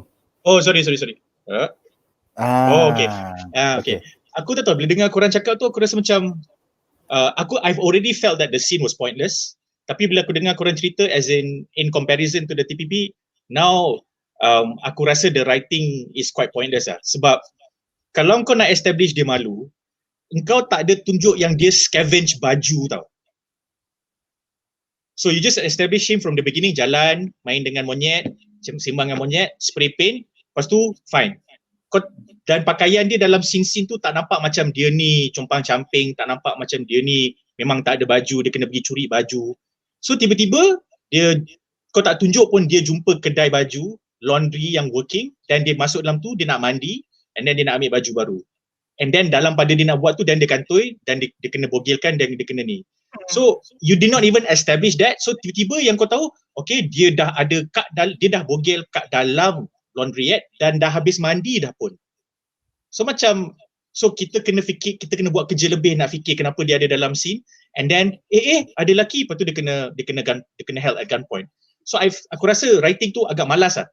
It's okay if you want to have that scene, but you have to set it up. Kau just kena set it up. Meaning, kau buatlah satu shot yang dia dah tengah scavenge, lepas tu monyet tu dah bawa balik pen, lepas dia spray paint bath tu, lepas tu macam dia nampak, ada laundryette, agak-agak buka ke tak? That's it. You just have to establish that. Cukup. So bila kau establish the monyet tu masuk dalam sewer, lepas tu sewer tu ada air, lepas tu dia basah. So maybe bro, dia tak cari baju kering. I don't know lah. Itu je lah. Macam it was a leap in logic lah. It was a leap. Yeah, that is a leap. That was a leap. So aku rasa macam that one fail lah. And then the point where that scene nak replace the scene where he was at a gunpoint in the comics and the person who held the gun was a model. So mungkin symbolically, yes, you guys are right, dia nak malukan lelaki, which I don't have an issue with. I mean, as all lame male characters go, Yorick sounds like he deserves to be dimalukan, especially lepas dia pun tengah blame himself for losing Beth and dia tengah nak cari Beth. So what you could have done is just as simple as get him to run away from the laundryette half naked. Yeah. I need to add one thing. This portrayal of Yorick in the laundryette, right? It doesn't even fit the main character inside the comics. Yeah, exactly. Yes. He was held at gunpoint in the comics, but he was still calm and cool. He didn't like almost piss himself naked. This is a different person. Dia cool gila, relax, chill lah. Dia tak ada macam bad for mercy, tak ada undang-undang, tak ada. Dia relax, chill lah. He didn't go into fetal position, naked, apa tunjuk bontot dia, apa katau apa these three Chinese ladies. This is like, what am I watching? Is this porn? Kalau aku kalau aku sarkastik kan, aku cakap, oh, diorang ada kuota kot. Okay, kena ada 3 Chinese characters because Asian American representation. Yes, Kalau aku sarkastik lah. Kalau aku sarkastik lah. No, because dah lah aku letak dalam stereotype. These 3 Asian women duduk dekat laundry. Gila babi stereotype. Lepas tu yang tahu cakap English, seorang. I know how to speak English. Yang lain semua tak tahu. Fuck, man. After 3 generations kat US, only 1 person can speak English. Oh, okay. Itulah macam tu lah. And then kalau kena buat representation and you represent them with stereotypes, then might as well tak payah bagi representation. Itu lah. I mean like this is just being sarcastic lah. Aku rasa macam I think they had the idea of it. So aku tak tahu how the writing happened. Macam checklist. Okay, pelakon Cina. Okay, checklist. Tik. Itu je lah. Aku kalau benda paling simple, dia tengah scavenge, lepas tu tiba-tiba dia dengar bunyi radio daripada laundryette tu, and then dia masuk sebab apa? Ada ke radio yang working? That would have been enough. Yeah. That would have been enough. So macam ada teknologi, mungkin aku boleh dengar radio punya broadcast kata kena pergi mana-mana ke. That would have been enough. Yeah. And then dia tengah buka baju sebab dia nak mandi, sebab dia nampak tak ada orang, and then dia nampak ada sabun, and it's a laundryette, ada pakaian bersih. Dia tengah buka baju, tiba-tiba so dia macam, alamak, aku tak boleh buat apa, pepak ada gun kat depan dia. So dia memang dah terbogel kat situ. So that would have been believable, kan? It could have been short and you know, shown better lah. It could have that scene. Yeah. It was too fast. The last time kita nampak dia basah dalam tunnel, tahu dia dah bogel. Aku cakap, what? Okay, so komen seterusnya. So cerita ini lelaki yang jadi perempuan mati, iaitu trans man mati pasal diorang masih ada Y gene, Y kromosom, dan perempuan yang jadi lelaki hidup, kerana diorang tak ada Y kromosom. Pandemik yang membunuh semua lelaki dalam seluruh dunia ni, siapa yang ada Y kromosom akan mati, kecuali ampersand monyet tu dan juga Yorick Brown for now, untuk sebab misteri yang kita tak tahu lagi. Aku dengan Andri dah tahu tapi kita tak spoil. Very under the covers in front of us the whole time. That's too big to spoil. Okay, seterusnya Izwan bertanya, buat apa dia nak cari Beth kalau Beth dah macam reject proposal dia? That's why it doesn't work in this TV series. Dalam komik, Beth ada dekat Australia. Diorang hanya ada talk melalui Zoom, melalui Skype. So make sense lah bila benda ni terjadi, dia macam aku nak cari girlfriend aku tak kisah dekat Australia. So motivasi tu make sense. Yang ni it doesn't make sense. In a dystopian world, that is pretty romantic ah. Kau lelaki hopeless. Okay, girlfriend kau dekat Australia study, akan dapat kerja bagus. Lepas tu kau ada long distance relationship, probably sebab the girlfriend kau sayang kat kau je. And then bila benda ni jadi, kau dengan romanticism kau, aku kena pergi Australia nak cari girlfriend aku dan selamatkan dia. Kira romantik lah. In a dystopian world, kira romantik lah. You can get behind that lah. Dan kau boleh gelak lah, kau ni bodoh lah, tapi tak apa lah, ni cerita kau. Okay, fine. Tapi in this case, tak ada pun. Tak ada. And this was done so much better in a film called Shaun of the Dead, 2001. Dia dalam satu kampung je, dalam satu pekan je. Aku nak get from A to B, nak selamatkan girlfriend aku, tapi aku nak ambil kereta kat rumah mak aku, bunuh ayah aku yang bukan ayah aku, and then angkat member aku, lepas tu selamatkan girlfriend aku, lepas tu makan cornetto. Kepada yang tak tengok cerita tu, pelakon-pelakon dalam cerita, salah seorang pelakon dalam cerita tu terus menjadi pelakon di Mission Impossible dan juga menulis skrip untuk Star Trek. Tak silap aku kan? Betul tak? Simon Pegg, definitely. Yeah. So, yes. Breakout movie itu Simon Pegg. Shaun of the Dead 2001. You guys should check it out. Walaupun dah 20 tahun kemudian Itu aku rasa cerita tu movies. eternal loh. That is probably one of the best zombie movies period lah. Yes. Cerita nak selamatkan girlfriend. Kalau kau tak pernah tahu yang zombie boleh buat lawak dan komedi, kau kena tengok cerita tu. Definitely man. Okay, so kita ada beberapa komen lagi nanti sekejap ya. Okay, persoalan penting ya untuk para panelis. Dalam storyline komik throughout the 60 issues, eventually ada Beth 2.0 yang menjadi pengganti kepada Beth. Tapi is Beth 2.0 going to be blackwash as well? Apakah spekulasi para panelis? Andri, apa pendapat kau? Adakah Beth 2.0 going to be blackwash? Oh yeah, I'm pretty sure because they want to fuck all the comic book fans lah. Duan, Beth tak ada Beth dalam 2.0 first TP. 2.0 tak ada dalam TP. Dia later in the storyline. Dia apa? Dia orang lain kan? Dia suka kat orang Dia lain kan? white, blue eye, blonde. Basically nampak macam Beth lah. Tapi bila Beth pun dah tukar jadi kulit hitam, adakah Beth 2.0 akan jadi kulit hitam juga? Beth 2.0 ni sebenarnya another character kan? Another character.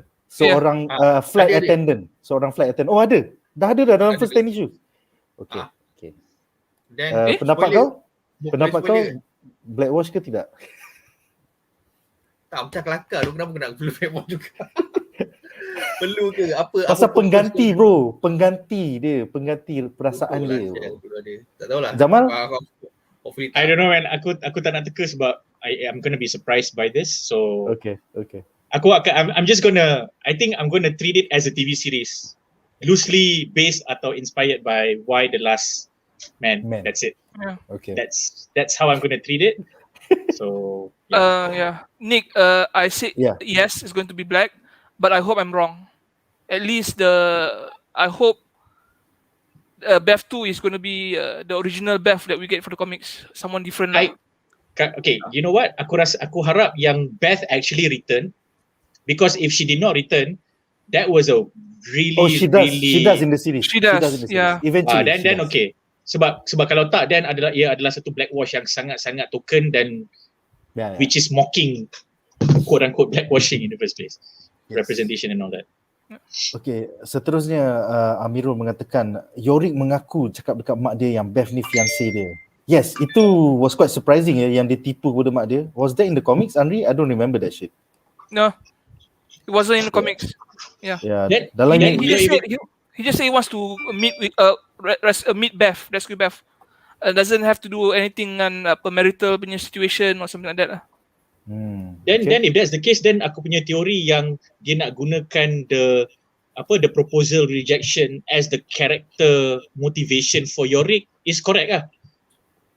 Sebab that is proof of him living in denial. Dia tak boleh nak terima lagi yang dia kena reject for multiple reasons. So dia cakap dekat mak dia, kata kat mak dia, aku kena buat ni. Mak dia tanya, kenapa kau nak kena buat ni? Kau kena pergi sana, kau lagi penting sebab kau the only man alive. Oh tak, sebab aku nak cari tunang aku. Oh, kau dah bertunang? Oh mom, you don't know anything about me. So aku rasa that's the idea of that as a character motivation to replace the whole Beth tak ada kat Australia and all that. On paper, yes, boleh. On je. Tapi you have to write it out well lah. You have to flesh it out lah. Which I don't think they did lah. Betul. In the first 3 episodes. Said that true. Kemudian Izwan Samsi mengatakan harapan dia Alison Mann is an Asian. Yes, dalam komik she was a Japanese punya professor, so based in America, based in Harvard. So aku harap Alison Mann is Japanese lah, please lah. Janganlah blackwash, tak ada pasal pun. Kau nak representation kan? Kau nak representation. Alison Mann was Japanese and there's a reason why she is Japanese. It's tied to the mystery of the pandemic. Tolong. Seterusnya, komen terakhir, segmen ni agak panjang. Hakim Ashraf bertanya, nak tanya Siri ini T14 ke R-rated? Aku confuse sikit. Okay, so jawapannya FXX on Hulu is a R-rated punya stream. So kebanyakan FX shows on Hulu is R-rated. Sebab tu is on Hulu. That's why it's not on the regular FX ataupun FXX. Yeah. Alright, so semoga terjawab. Okay guys, so dengan itu berakhirlah segmen pertama kita dan kita akan bincangkan babak menarik kita yang kedua. Babak menarik kita yang kedua adalah tentang episod pertama, The Day Before, di mana kita diperkenalkan kepada hidup watak utama Yorick Brown serta watak-watak sampingan seperti Beth DeVille, Congresswoman Brown, Hero Brown serta Agent 355. So ada satu quote menarik daripada Kimberly Campbell, anak kepada Presiden sebelum all this shit happen. Kimberly Campbell mengatakan, "We are raising our boys to fight their instincts, to be ashamed of them. We're teaching our boys to be afraid to become men."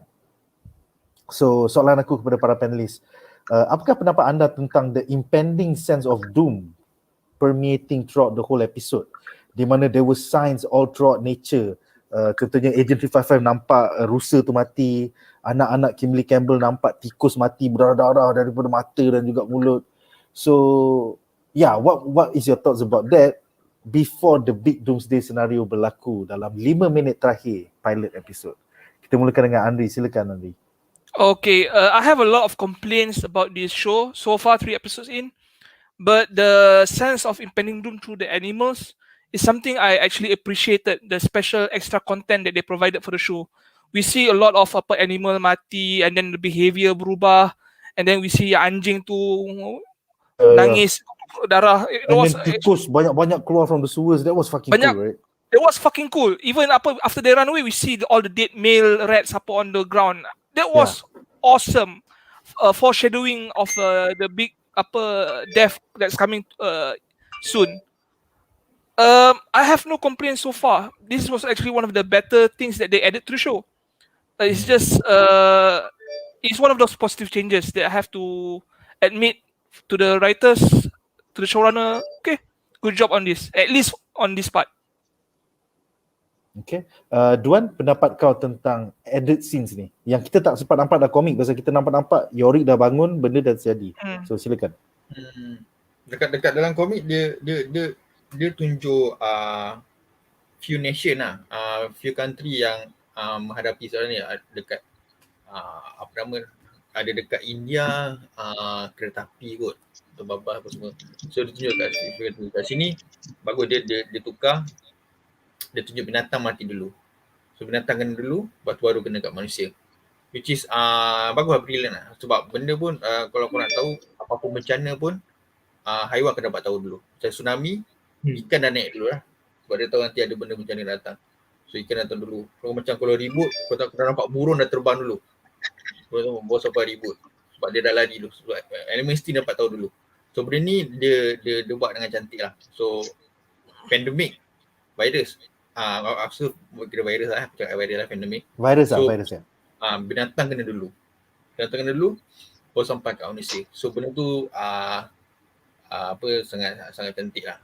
Tapi aku rasa dia buat benda ni bagus. Tapi aku rasa dia memang purposely buat ni sebab dia nak, kau perasan, dia memang dalam cerita ni dia tak tunjuk semua sisi dekat ada country. Aku rasa lebih kena dengan bajet lah. Sebab kalau kau nak tunjuk semua country kan, benda tu nampak big kan, benda satu dunia tapi kau tunjuk kat US je. Betul. So dia nak divertkan kau punya tak perasan pasal benda tu, dia buatlah scene yang besar macam ni. Tak kata kau nak shoot kat negara-negara macam bajet banyak lah kan, tapi pada benda tu kau boleh CGI je kot kan, kau buat je lah. Especially sekarang dah ada the volume, you know. Actually that's a good point Adwan, sebab kalau katakanlah katakanlah the reason dia tak bawa Beth kat Australia is because we can't go to Australia to shoot. Katakanlah saya keluar accent orang putih ni. Katakanlah that was the excuse. Then sayang lah, because kalau macam Duan cakap, okay lah kau buat je lah green screen lah apa benda semua, then it would have been nice because you could have just shot a scene of Beth at Australia, and while you're at Australia, kau tunjuk dekat Australia pun dah ada binatang-binatang sakit. Yes. And then to just add on to that, kau shoot a shot of Professor Man yang tak ada orang kenal sebenarnya dia Professor Man lagi sebenarnya, on a con call with somebody from the United States, and then lepas dia habis con call tu ada benda mati dekat Jepun or whatever. Pun boleh juga. Betul. Tapi aku rasa dia orang punya bajet banyak dah habis CGI dekat Ampersand tu, kat monyet tu CGI tau kan. Serious way? What? Monyet tu CGI ke? Wow, gempak weh. CGI gila ke? Aku nampak macam palsu gila ke betul monyet tu? Sekejap, aku search je. Aku rasa CGI sebab tu aku rasa search why the last man cast. Why the last man cast ni. Semalam tak monyet terkeluar dalam cast list. Sebab monyet tu aku tengok sangat CGI. Aku tak nampak macam Kalau aku series, aku rasa dia punya budget habis dekat 19 tahun tu. Okay, menunjuk denofgeek.com, fans get a chance to see how a CGI ampersand fares early and often in Why the Last Man. Ya, CGI tu. kan aku Monyet dah tu cakap dah. CGI. Sebab nampak tapi CGI dia cantik. CGI dia cantik tapi aku boleh realize benda CGI sebab kalau monyet betul dia ada benda yang macam kau susah nak buat tau. Macam dulu kau nak train monyet senang tapi aku rasa ada scene yang ampersand buat tu macam monyet susah nak buat. So dia CGI. So budget CGI tu dah habis kat ampersand tu aku rasa. Dah habis. So dia tak boleh Okay, nak buat. sebab dia menurut showrunner Eliza Clark, Disney who owns FX has a no primates policy. I think it's because working with monkeys is not particularly humane. So it's the right decision from a morality point of view. So memang monyet, semua scene monyet tu is fully CGI. Aku ragak tengok tu. It's a tough decision for me because I was very afraid of using a VFX monkey, she says. But Steve Pugh, our VFX supervisor, is incredible. He was like, I promise you, we will make this awesome. And I think it really works. Actually kan, if that's the case kan, I would rather they focus the story to tell I would rather them telling the story of Yorick through the eyes of ampersand since they spend so much money on that. Yeah, man. Alang-alang. Kan? Alang-alang. Alang-alang. Tapi aku rasa dia budget CGI dia dah habis kat ampersand so dia tak boleh buat background punya green screen. Dah habis kat situ. Sebab nak buat macam tu sebab korang pun baru perasan benda tu ke CGI. Maknanya CGI dia sangat cantik tau. Ya.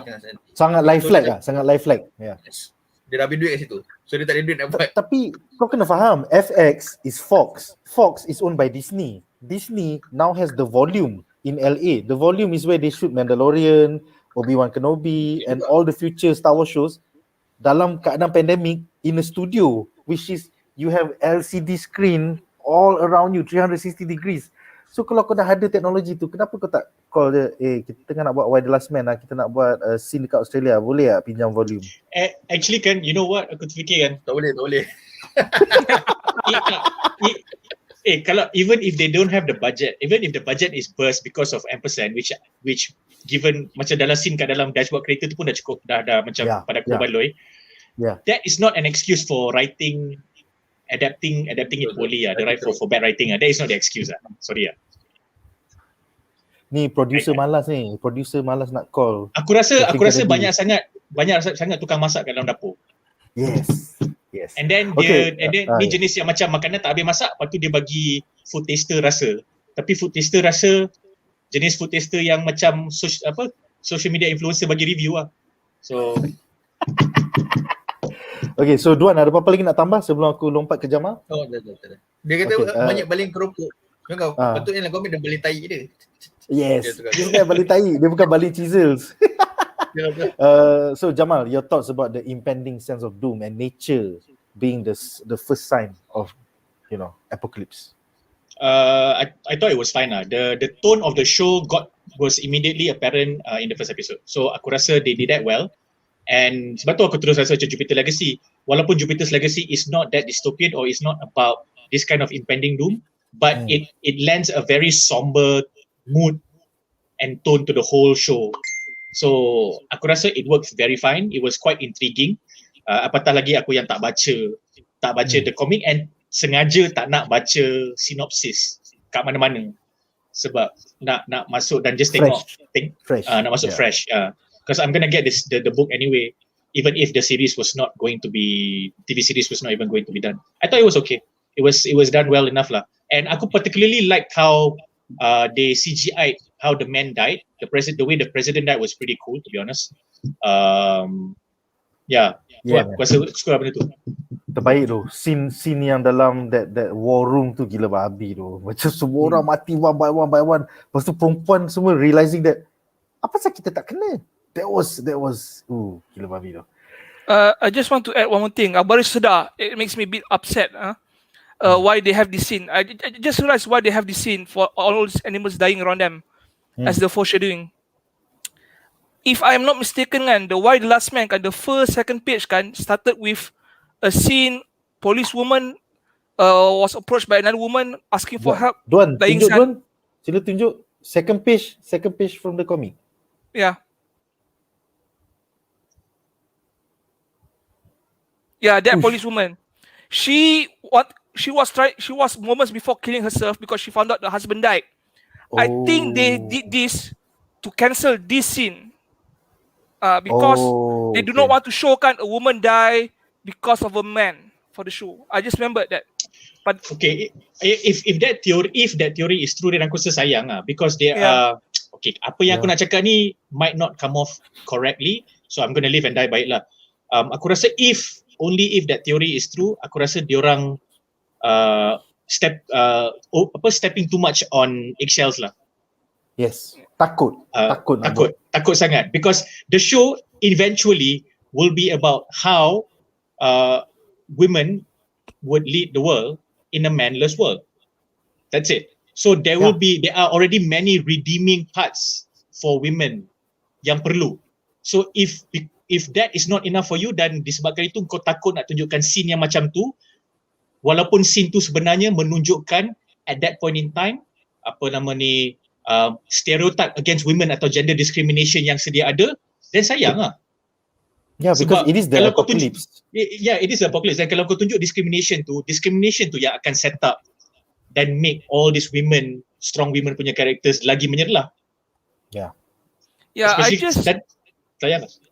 just feel upset they actually cut this thing out because it is what hooked us in the comics.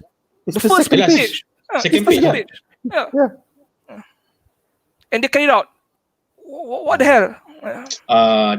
Then since dengar Andri cakap macam ni, aku rasa then the writers for this series are TV writers lah. Means diorang punya writers are macam your weekly procedurals, your yang very formulaic. Case of the week, something like that. Dia bukan macam contoh sorry lah, sebab aku banyak tengok K-drama, gila babi banyak. So it's not a K-drama punya story. Because K-drama, if you watch enough K-dramas, especially the better ones, the ones above average, the writing is very poetic at a macro level and a micro level. Micro level is a dialogue between one character to another and mungkin certain scenes. Macro level is that how you set up. Case in point, aku akan bagi satu spoiler dekat Nick walaupun aku cakap aku suruh dia tengok. There's a very good Netflix series right now called DP. So it's basically the story about army police pergi kejar army deserters. Then these deserters they desert the army for very very legitimate reasons. That is a reflection of Korean society as a whole daripada dulu sampai sekarang. So towards the end, I'm not going to tell you what happened, tapi one of the antagonists cakap kena pujuk, kawan dia pujuk, janganlah buat macam ni, you have to trust, benda ni akan berubah, things will change. Lepas tu ayat yang antagonis ni cakap in response to that, dia kata, bro, the canteen that we eat from at our barracks were canteens from 50 years ago. Agak-agak kau dia nak tukar lagi ke anytime soon? Kau faham tak how powerful that line is as a writing? And that was already set up in the first episode tau. Dia nak tunjuk, dia nak gambarkan how old and how established all this shit is lah. So, bila kau ada komik yang dah bagi scene macam tu on the second page, to set that up, bezanya dengan DP dia did not subvert benda tu. DP nak menunjukkan the bleak reality. Benda ni takkan berubah anytime soon. So in this comic, you see the efforts of all these surviving women to try and change things. So sayang lah bila kau remove such an important scene macam tu. So in this case, aku kena puji Zack Snyder masa dia adapt Watchmen lah sebab okay, aku tak nak sentuh apa-apa. Aku do as per. Panel by panel. Panel by panel, because you know what? This is just beyond me, for example. Saja aku tahu Zack Snyder. But yeah, so he did it right because the panels that he choose to keep and the panels that and the stories that he eventually choose to change were great for the medium, for screen. Definitely. So kita tak ralat dengan dia langsung sebenarnya. Yeah. Scene yang komedian jatuh daripada apartment itu. That was great. Beautiful. Bila kalau kau baca komik, kau tengok benda tu macam hahaha. Perlu kau tengok TV macam wow. Like you got it right, man. Masa dia jatuh slow, lepas tu dia punya logo tu melayang and then darah dia terpalit. Okay, anyway. Cok, dia buat scene tu punya cantik, kau tak sedar benda tu slow motion. Yes. So kiranya Watchmen is the only Zack Snyder film yang tak ada slow motion. Okay, kita dah menyimpang ni. So agak. kita akan ke segmen menarik kita yang ketiga.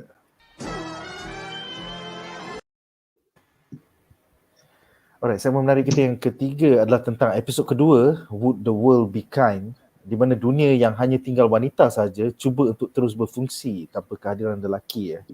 So, kita ada satu quote daripada Hero's Friend yang transsexual man tu. Please, I just want to find your mom. Just please, just suck it up. I don't care what she did or did not do to you 100 years ago when the world was different. Kemudian kita ada lagi satu quote daripada Presiden Jennifer Brown. The world ended and she's still stubborn as hell. So, soalan aku kepada para panelis. Mengapakah Hero Brown agak reluctant untuk kontak ibunya ketika humanity crisis ini? Dan apakah pendapat anda tentang subplot Hero Brown dengan isteri ex-lovernya yang pergi ambil, oh husband dia dah mati, aku kena ambil kad pengenalan dia, nak bagi dekat ex-lover dia punya wife so that ex-lover dia akan tinggalkan New York. I'm like, what the fuck? This wasn't... You see, like in the comics, it was all about Joel died, lepas tu dia pissed off, then she became daughters of the Amazon. Now without that storyline, she also looks apathetic macam dia punya adik Yorick Brown. So apa pendapat kau, Andri, tentang why does she not want to contact her mother? In the comics, it's because she became a rebel, she became daughters of the Amazon. But for this one, what the fuck? People have to leave New York because of the, you know, the sewers is like filling up with water. So why? I have no answers for you. I think it's because of lousy writing, actually. I do not know why she doesn't want to contact the punya president mom or politician mom at that time. Maybe it's because of something that happened between them. Maybe the mother found out her sex addiction daughter, and then there was big fallout, and then the dua segan apa nak cakap lagi. But that's just speculation because it hasn't been elaborated yet. Maybe she got disowned, who knows. But from what I've seen, she was aware yang dia punya parents why money kat Yorick, if I'm not mistaken. Yeah, she was. Rental money. Itu yang dia ejek macam, kau nak pinjam 100 dia aku, kau nak kahwin dengan orang, anak orang, kau rent pun minta daripada mak lagi. Yeah, that's what she said lah, you know. Yeah, so I think maybe she cut ties with her mom. Maybe that's why her pride doesn't allow her to contact her. But I think that's just shallow. I mean, regardless of what happened, if I found out, if I were Hero Brown, I would try at least to talk to my mom, make sure that she's alright or okay now, safe. Yeah, I mean, this is an apocalypse world, man. Yeah. Like, whatever beef you had with your mom, it doesn't count anymore. I know you hate me, but are you okay? Yeah. So, fuck you. Okay, fine. Bye bye. That'll be enough. Yeah, done. But now but on the mother's part, she cared enough realistically to send Agent 355 nak cari hero. Okay, that part was fine. It makes sense. I'm just amazed. What does this trans man hope to accomplish kan? If Hero Brown miss up dengan dia mother, maybe she got a stash of testosterone for him. I don't know how to call this person. I don't know. Yeah. Yeah. So I'm a bit lost, and I don't care about this whole thing with this new whole story with Hero Brown. The part when dia pergi dekat mayat kekasih dia after just to get the IC. Yeah, just to get the IC. After to get the IC, I'm like, it was. I can understand why she did it. She felt guilty killing him and having an affair, and then go back just to make the wife move on and get away. I think it's okay for what it is, but I don't think it's necessary. Okay. I mean, even if she didn't balik kasi the ID thing right, I'm pretty sure the wife would have left for the sake of the child. I mean, she wouldn't risk the child and herself to not get the last plane or truck away for evacuation. I don't think she'll risk that. She knows the husband died because all the men are dead. So that's why sense. I mean, what the writers they're dropping the ball. She is stalking that station just to stalk the lover punya wife, and then macam lah, lover wife ni tak nak caw lagi ke? She's been stalking for weeks pasal perempuan tu cakap, oh aku selalu nampak kau kat sini. Yeah, I'm like it's like the writing team dropped the ball every time. This is I really wanted Daughters of the Amazon, man. Daughters of the Amazon. we all wanted a lot of things from the show. I don't think we'll get Aku rasa getting it. Aku rasa yang Daughters of Amazon tu, if the whole cutting your left breast was an issue, diorang boleh je letak benda tu dalam logo Daughters of Amazon sebagai simbolik. They don't have to do it physically pun. Yeah. They don't do it at all because they takut to ruffle the feminist groups. Yeah, that's my take, and I'm pretty sure I stand by it. Cancel culture lah, aku rasa dia takut. I mean that's a valid concern, but kalau kau buat logo tu, then it's enough lah, because you're just paying respects to the source material. Kan, in fact kau tak payah nak tunjuk dalam logo tu, kau tak payah nak tunjuk yang dia belah pun. Kau boleh buat macam you draw the female figure and then the left breast kau letak pangkah. Habis. It's understood already. So it's a nod to the source material. Yeah, because Amazons did cut off their left breast so that they can hold the bow better. Yes, right? It's in history. Yeah. Duan, apakah pendapat kau tentang Hero Brown mendapat spotlight tapi spotlight yang lain? Silakan. Hero Brown ni aku perasan dia ni actress dia pernah berlakon dalam Dread. Dia jadi Josh apa Josh Cassandra. Josh Cassandra, dia ada psychic power apa semua. Oh yeah. Dia lakonan dia dalam ni okey, cuma maybe aku rasa dia punya script writing tu memang purposely memang saja nak tunjuk yang dia ni ada masalah dia sendiri. Sebab dia terbunuh, lepas tu dia rasa guilt. So macam mana dia nak overcome. Sebab dia tak bagi tahu pun dia membunuh. Lepas tu dia nak redeem balik dengan bagi IC kena lepas tu kantoi, lepas tu wife tu cakap, oh so you the one, so anak crazy kata. So dia tahu dia ni sebenarnya hubungan dengan lelaki dia tak baik sebabkan kau. So aku rasa ada closure lah kan. So untuk dia juga, tapi dia pun tak beritahu yang dia bunuh lelaki dia. Bagi dia rasa tak perlu pun beritahu sebabnya semua orang lelaki mati. So dia ada fight it in herself lah. Macam mana dia terbunuh sebelum semua orang mati. So dia sendiri kira bersalah ke tak bersalah. Aku rasa memang writer saja nak bagi dia satu ni macam story masalah ni story macam patut kan tak ada dalam ni, dia terus zoom terus kat belakang suruh ni. Baik kau bagi story ni aku suka lagi story ni sebenarnya. Yang model garbage ni. Ya. Wow. Dia lagi betul. Story dia lagi best kata tak. Sebab dia competition dia apa semua. Lepas tu dah sebab nak jual mayat ni apa semua. Dapat duit, lepas tu kantoi, lepas tu kau tunjuk macam mana Yorik ni dah escape artist tau. So macam engkau takut konon Dr. Hamilton potong red breast. Kau sangat kira kau macam kau sangat nak pertahankan ataupun kau nak pasal woman empowerment kan, kau tak nak malukan. Tapi bila tan lelaki kau bogeykan Yorik tu, kau suruh dia melutut, kau suruh dia meraju for taking over his life. Tak apa, bagi aku macam double standard lah. Tak bagus lah. Sebab dalam buku ni Yorik 2 kali tau tunjuk dia punya skill. Satu dia daripada dia punya daripada gari tu. Satu lagi dia kena kurung dengan mak dia dalam safe room. Safe room tu. Lepas tu dia boleh keluar. 2 kali tau dia buat. Menunjukkan dia ni memang escape artist yang betul. So macam walaupun dia ni loser dan macam childish sikit kan. Tapi dia ni bagus dengan apa yang dia buat. Tapi dalam Siri ni dia adalah seorang cikgu tuition magic yang fail. Sampai budak pun tak nak belajar magic dengan dia. Ikutkan dia bukan tuition, sini dia sendiri yang tengah borak ambek. Yes, it was him alone. Tiba-tiba dia jadi cikgu tuition lah apalah. Aku macam what? Loser gila tu. Dia boleh escape. Ya. So macam aku saja nak di-valuekan si Yorik ni yang purposely. Lepas tu kau nak naikkan value hero itu kan macam kau dah cerita tu. Betul lah, aku rasa ni memang ada agenda sendirilah cerita ni sebenarnya. Bukan kau tak buat cerita ni why the last man lah kan. Kau letak nama lain lah. Z the last man.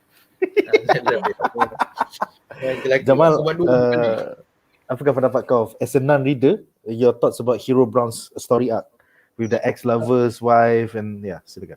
Yang tu aku faham it's a nice touch. Cuma I think it's not a strong arc. Aku tak ralat dia ada that little thing yang dengan wife the guy, because lepas kau bunuh seseorang tu kau mesti ada guilt. especially somebody like her yang hanya, who's an addict and somewhat dysfunctional in certain areas. Itu je. So kalau dia tak ada guilt tu, then it's problematic lah. So the guilt has to manifest in many different ways. So it turns out that this was one of the ways. Only because dia dah establish masa dia orang gaduh, kau tak nak tinggalkan wife kau sebab ataupun mamak tu kata okay aku tak cakap kat wife aku lagi. So for her doing that to pay the last respects by letak the baby punya puting tu kat atas mayat the guy is fine lah. I don't have an issue with that. It's just that I see it just as a nice gesture lah. So benda tu adalah benda estetik sahaja. It doesn't make you feel kesian to the character. It doesn't explain the character further. It doesn't push the character into and push the character up further. Tak ada apa-apa pun sebenarnya. Like if you didn't do it and then you replace it with her just saying a line or two when she was having a conversation with somebody else pun dah okay.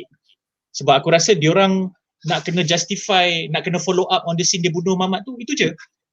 So aku rasa macam kalau kita dah tak jumpa scene tu dengan wife dia, dan aku rasa benda ni tak ada masalah. Benda ni is a non-issue. Tapi kalau the wife datang balik, muncul balik in the future, then aku akan kata it never existed before. It never existed before. Yeah, and then kau establish, kau set up benda tu not that well, it's poorly. So dah lah kau set up poorly, and then kau nak follow up lagi for no reason. Dia dah letak puting tu kat situ, dah cukup lah, dah habis lah. And then the rest is just her and dealing and processing her own guilt and remorse. Itu je. So kita dah tak payah revisit. Kalau kita revisit, then aku akan annoyed gila babi lah. Macam, like, jangan bazir masa kau menulis benda ni, boleh tak? Tolonglah tulis benda lain. Itu lah. Alang-alang tak ada daughters of the episode kan? Okay, so kita ada satu komen menarik daripada Amirul yang bertanya, ayah Y ada mengatakan yang dia asshole. Adakah dia caving anak perempuan dia? Tak bro, tak. Sebab yang ayah dia minta divorce is because ayah dia nampak ambition mak dia is too much to the point yang they don't have that closeness in their relationship anymore. Sebab tu dia minta divorce sebelum the apocalypse. Bukan pasal dia main dengan Hope. Okay bro, it's not that kind of family, it's not that kind of show, okay? Itu cerita Z The Last Man, bukan Y The Last Man. This is New York, not Alabama. Yes man. Okay guys, so dengan itu kita akan ke babak menarik kita yang keempat.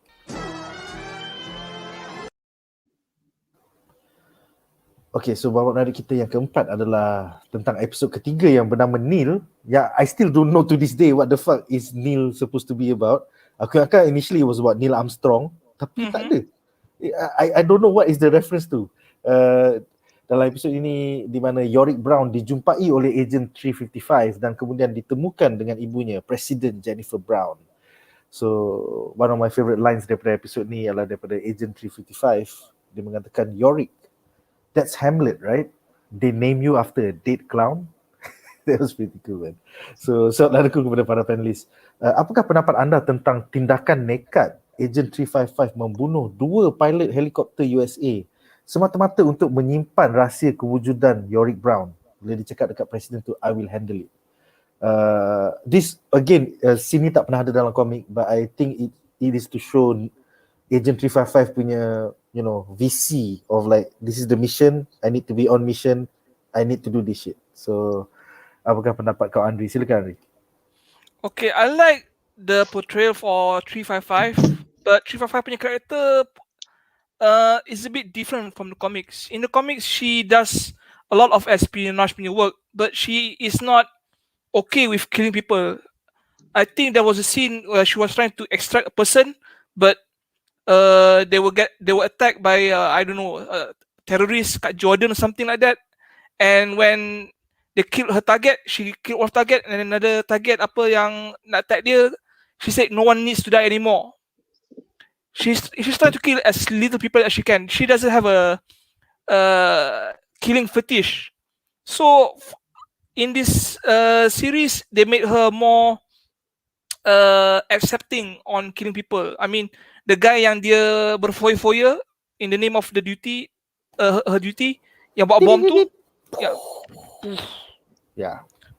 I think she slept with him the day before, and then kill him the next day with the client With the terrorists, yeah.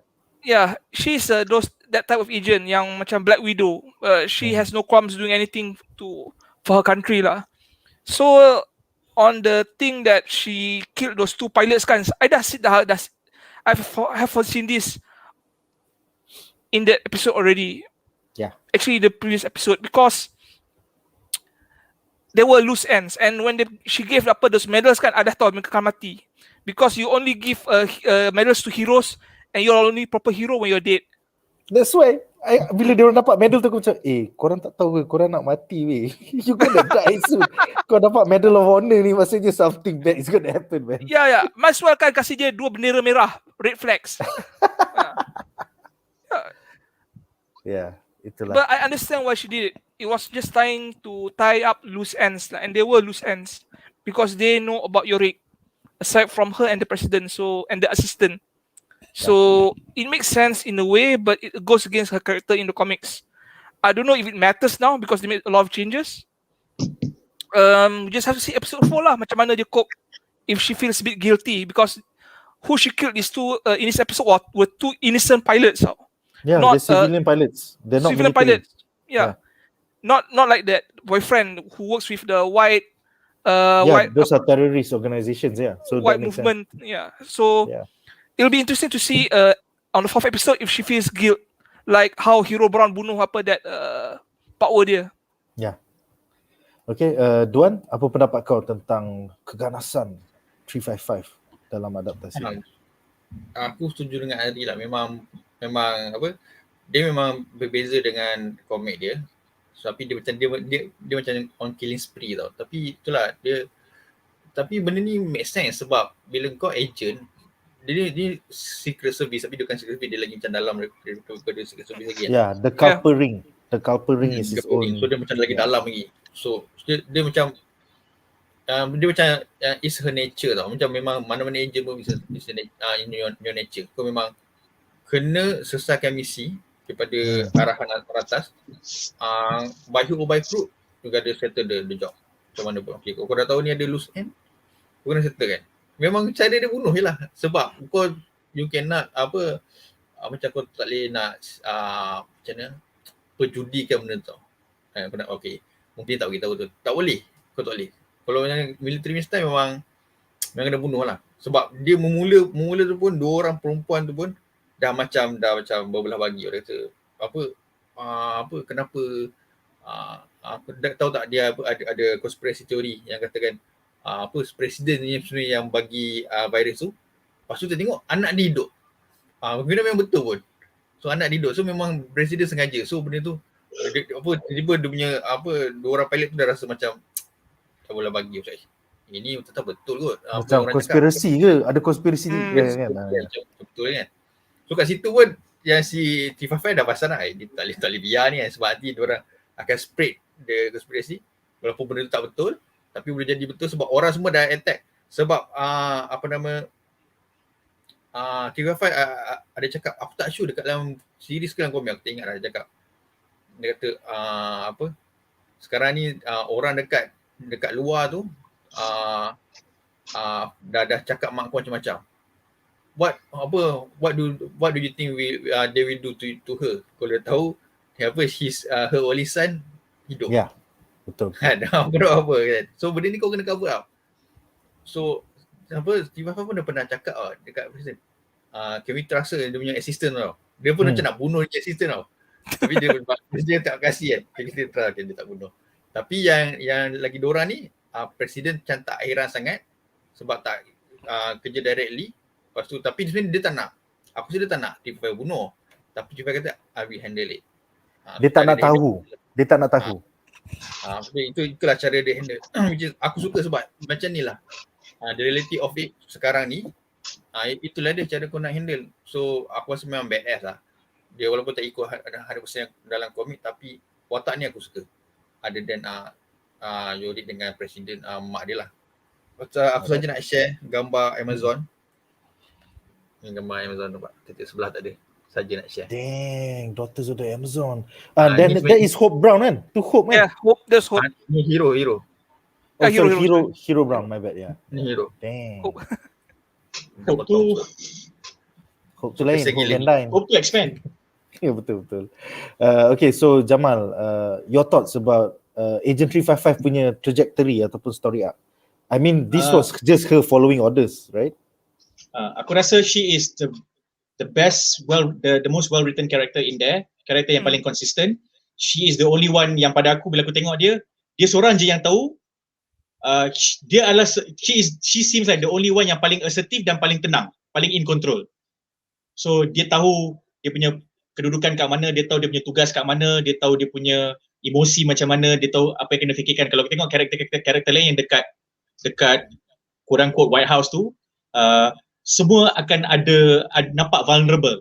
Seorang ni desperate tengah jadi leader, seorang ni macam follow je, seorang ni cuak, seorang ni macam tak sabar-sabar nak ambil kuasa, nak buat statement.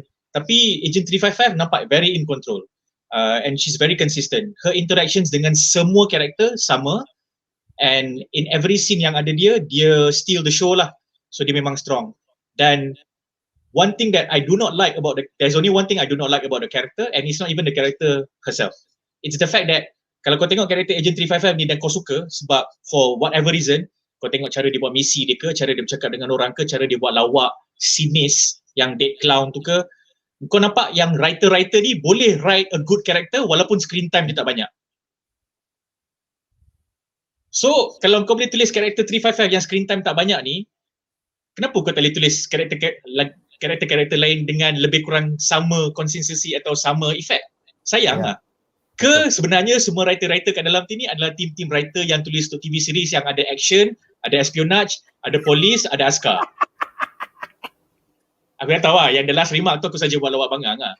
Sarkastik sikit. Tapi Agent 355 is hope in this sense sebab okay, untuk series ni sekarang ni kalau orang yang stay beyond this is probably because of 355.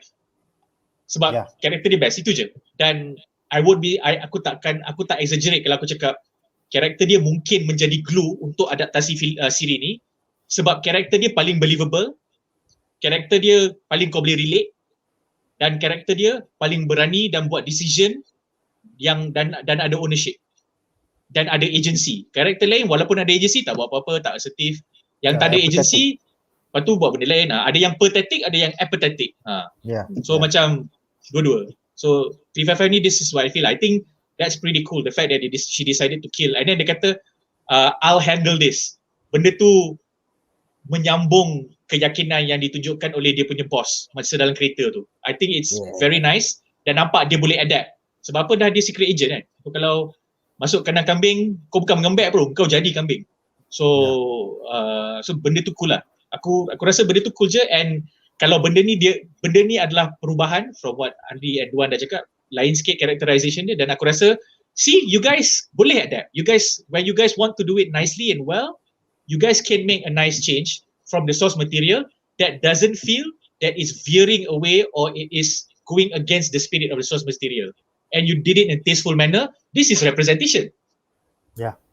Kau bukan setakat represent dia perempuan buat kerja espionage, which is typically in her role kerja-kerja lelaki, terutamanya buat bom dan sebagainya. She's black also at the same time. Dah lah perempuan. Black in a secret agent punya espionage punya role.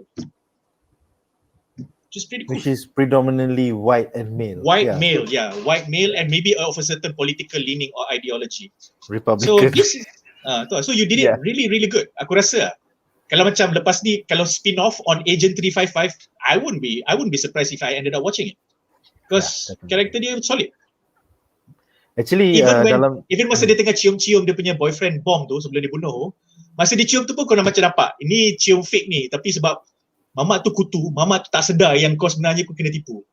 That is, kita viewer pun boleh nampak yang, you're not really into the guy.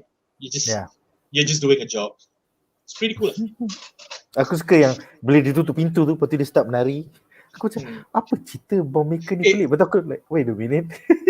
Aku rasa, okay, that is an example of what I mean just now. Kalau kau tengok K-drama, the better ones akan ada that poetry in their TV writing.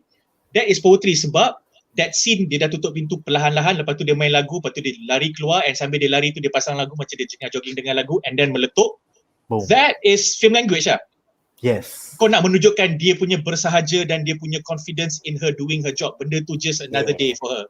That's so badass, man. So badass. Dan padahal kau tak nampak dia bawa keluar pistol, kau tak nampak dia buat somersault, kau tak nampak dia maki-maki orang, tak ada, relax je.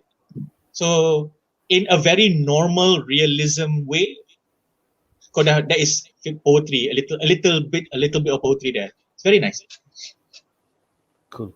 So, ada apa-apa lagi komen dari para panelis sebelum aku membaca komen? Tak ada. Okay. So, cuma aku cakap satu. Apa scene yang pasal anak bekas presiden tu yang perempuan tu kan. Kimberly. Yang suka, Ya. Kimberly tu suka apa nosing, suka ambil tahu ni semua kan. Macam memang Yang tu pun tak ada dalam komik. Tambahan subplot yang ke laut yang tak tahu what the fuck is for. Kau sengaja nak bagi dia ada, kau ada tension, ada pembalahan di antara ni dalam mana tak suka. Kalau dalam komik kan, dia tunjuk terus Republican terus bawa serapan nak tembak diorang tu. Action. Aku dah rasa dapat action lah. Lagi best lah. Pada kau ni ada agenda ni macam. Lepas tu kat dalam komik pula, kau tunjuk kau boleh nampak Yori keluar daripada safe tu sendiri. So aku rasa kenapa kau sia-siakan scene yang bagus tu terus, tapi kau buat macam macam internal job. Oh ada ni, ada agenda ni, ada ni. Macam Pasal dia nak bagi time kepada mak dia, nak tunjuk yang mak dia penting juga. But the show is called Why the Last Man. It's not President Jennifer Brown. You know? Aku rasa mak dia nak tunjuk ni, tapi aku tak suka yang anak presiden tu, yang tu suka nak aku benci Kimberly tu, subplot yang paling bangang pada aku. Dia tu kan, patut kalau aku jadi presiden, aku boleh halau kau terus kan. Kau dah tak ada apa-apa kepentingan dah, kau buat apa sangat. Story Nora Bradley tu lagi best. Yang presiden punya aide tu yang tak dapat masuk balik dalam White House tu. You know, it's like Nora Brady. Nora Brady Aku rasakan Nick, sebenarnya title TV series ni adalah satu wordplay yang tak sengaja, tapi mungkin akan dibuktikan dengan episod-episod akan datang. Sebab kan tajuk dia Why the Last Man kan. So aku rasa mungkin writer atau mungkin showrunner, I don't blame the writer sangat lah. Mungkin showrunner akan tengok adaptation ni, kenapa kita buat series ni diorang dah lah banyak kali kena reject. Tapi kita buat je lah sebab bos kata buat. Why the Last Man kan? Baik kita buat cerita pasal woman. Betul lah. Betul. Literally. Kan, maybe kan. Tapi tadi tukar tajuk bro. Damn, tak apa, kita simpan je. I know man. I nak tulis tentang Presiden Jennifer Brown, The Comedy Hour. Kita terus fan pada muka dia. Aduh, aku dah tahu lah. Betul nanti dia kata, macam mana kita boleh tak ada representation Jennifer Brown kot? Bukan white. I know. Alright, so I'm like listening to you guys, macam aku rasa kalau aku beli omnibus ni, lepas baca satu buku aku macam lepas tu buku, aku confirm lah, aku rasa. Yes. Kau akan tengok, mana Beth Quest? Tiba-tiba aku buat mover kan, give us the Beth Quest. Ya man, buat hashtag ni. Buat hashtag, ya. Better yet, give us a new Beth. Tak, susah nak trending tu bro. Give us the new Beth. This Beth is unlikable. I mean, I hope she's a man and actually died. That'll be the spin for the series. And then we're gonna get Beth 2.0 anyway. She's a flight attendant, blue-eyed, blonde, but I don't know. You don't have to make her white. Make her Puerto Rican or something, Latina. Make her Latina. You know what? Even if she's white sebab nak subvert, just do her well. Itu je aku rasa semua orang yang dah baca komik nakkan. You just adapt it well. Even if you want to make changes, Agent 355 is a ways you can change things in a nice way. So yang Beth 2.0 tu adakah nama dia Sonia? Bukan? Tak, nama dia Beth juga. Dia ada cala dekat mata, dekat daripada bawah mata dia all the way through her hidung. Because her plane fell. Her plane fell. So that's what, so she's a survivor. Maknanya dia in the quest nak jadi Beth, dia dah 2 kali bercinta tau. Satu dengan Sonia ni. That's just the first book. Patut ada lagi Beth. Maknanya dia tak setia pun dengan Beth ni, celaka tu. Ada sebab. Kita tak akan explain tapi ada sebab. Okay, so ada 3 komen menarik. Pertama, Amar Ashraf bertanya, tak faham juga apa relation title episod ketiga ni yang Neil. Cuma dalam the last part of the episode, scene Brown dengan Kimberly ada sebut Nell Patchett. Nell Patchett, tak sure tu. Aku tak sure. I don't know why it's called Neil. Seterusnya, Ahmad Nasrah mengatakan, Mak Yorik ni jadi presiden lepas pandemik ni jadi kan? Siapa mak dia ni sebelum pandemik? Mak dia sebelum pandemik was a congresswoman dalam the Senate of the United States of America. Kemudian okay, soalan yang terakhir untuk segmen ini, Muhammad Muizuddin tanya, Abang ni kenapa hari ni abang tak buat live dekat bilik abang yang biasa? Aircon down. So aku pinjam bilik adik aku je yang ada aircon. So that's why. Hopefully by Friday aircon akan up, so aku boleh balik ada buku belakang aku. Alright guys, so dengan itu kita akan ke babak menarik kita yang terakhir untuk malam ini.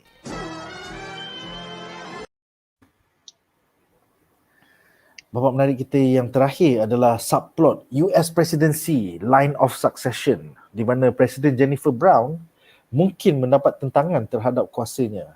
So kita ada satu quote daripada Regina Oliver, the actual line of succession. Dia cakap dekat Israel tu, if that is true, then I am the president of the United States. Can I get more water? My throat feels a bit dry. Aku macam kimak lah kau ni. So soalan kepada para panelis, apakah pendapat anda tentang subplot tambahan ya? Contohnya anak perempuan presiden nak cuba curi kuasa pasal dia kata kita tak payah langkah Sheraton, kita yang menang pilihan raya ni, kita juga subplot tentang seorang calon Republican yang mungkin mengambil alih tampuk kerajaan daripada Presiden Jennifer Brown. I mean, this was never in the books, and I felt like this subplot is the most prevalent, yang cerita ni bukan tentang Why the Last Man tapi tentang Presiden Jennifer Brown. It's worse. Yeah, so apa pendapat kau, Henry? Silakan. Okay, I have a feeling kan they give us all this line of succession, all this backstory, backstabbing bullshit to replace the antagonist of this whole series. A good series, I'm an anime watcher. I know for a fact in a story, a good hero, a good story is dependent on the villain, the antagonist. And we have a great antagonist inside this series. She's called Alter. She's the Israeli colonel person. Yeah. Alter is babi, kita tak dah 3 episod kita tak nampak Alter lagi. Fuck man. Alter appeared in the first paperback. I don't know if it's the first or second issue, but she was actually shooting at some Palestinian children, giving rubber bullet shots, warning shots above the head, something like that.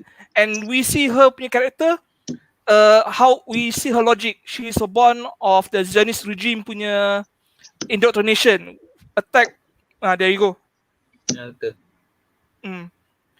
We see her as a strong woman, a woman of logic, a woman of purpose, a woman of mission, a woman of sheer will. Whether you like Israel or not, she's a great antagonist in that comic series. Yeah. I don't think we'll be getting that in this TV show. Are you for because real? It doesn't feel like Alter. Even on the main quest, Alter was dogging them all the way. Okay, I believe that we will not be getting it because we have all these women characters already. Dah enough. Can you imagine them adding Alter and sacrificing this? I don't see it. We have Regina Oliver. She's in Tel Aviv. The only Israeli you see is that doctor woman. Fuck. Yeah. I hope I'm wrong. I hope they don't replace Alter. She was one of the best things in the series. Yeah, she was like reverse 355. She is as deadly as 355, but she's an antagonist. She's deadlier than 355. And even though she's an antagonist, Israeli, pro-Zionist, tyrant, we come to, if not like her, respect her character. Yeah. I don't think we'll be getting her because of the showrunners, producers, writing team tak nak piss off the Anti-Defamation League because of this show could be anti-Semitic tones. Anti-Semitic, tones. So they had to make some changes, and we instead of getting Alter, we're getting Regina Oliver and the president's daughter, the real president's daughter. I really hate Kimberly, man. Kimberly Campbell is a biatch. And that's the thing, we hate her, but not for the right reasons. We don't hate her because she's a good, hateful character. We hate her because she's annoying. Yeah, she's annoying as fuck. The president aku just have dapat to say, shampoo. Aku dapat shampoo because I just want to feel normal again. Aku macam fuck you lah. Fuck you. yeah. Macam fuck Oh, you. my mother saw your dead son in the room for some reason. No, I don't wonder why. I'm like, if I'm the president, I'm saying, okay, 355, before you go and kill off the pilots, can you kill this woman too? Makes sense. Yes, she is a loose end. She is a loose end. Just fucking end her. She's an extra end. Who cares?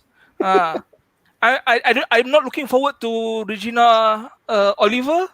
I'm pretty sure she'll be as annoying, as Kimberly as- Campbell. Yeah. as hateful as Kimberly. But I hope Alter makes an appearance. Even though I have a feeling in my heart they try to play it safe, not to make the Jewish investors in Fox, Disney angry lah. Yeah. Such a waste. Duan, harapan kau, adakah Alter akan datang ke adakah Regina Oliver ni pengganti Alter? Itulah aku rasa macam Andi kata lah, Alter is good antagonist, tapi itulah aku rasa boleh jadi dia drop Alter lah sebabnya dia Israeli kan, so diorang tak nak piece off dia macam, oh kita Israel orang baik, jangan buat kita jahat. Kita orang baik, Zionis baik.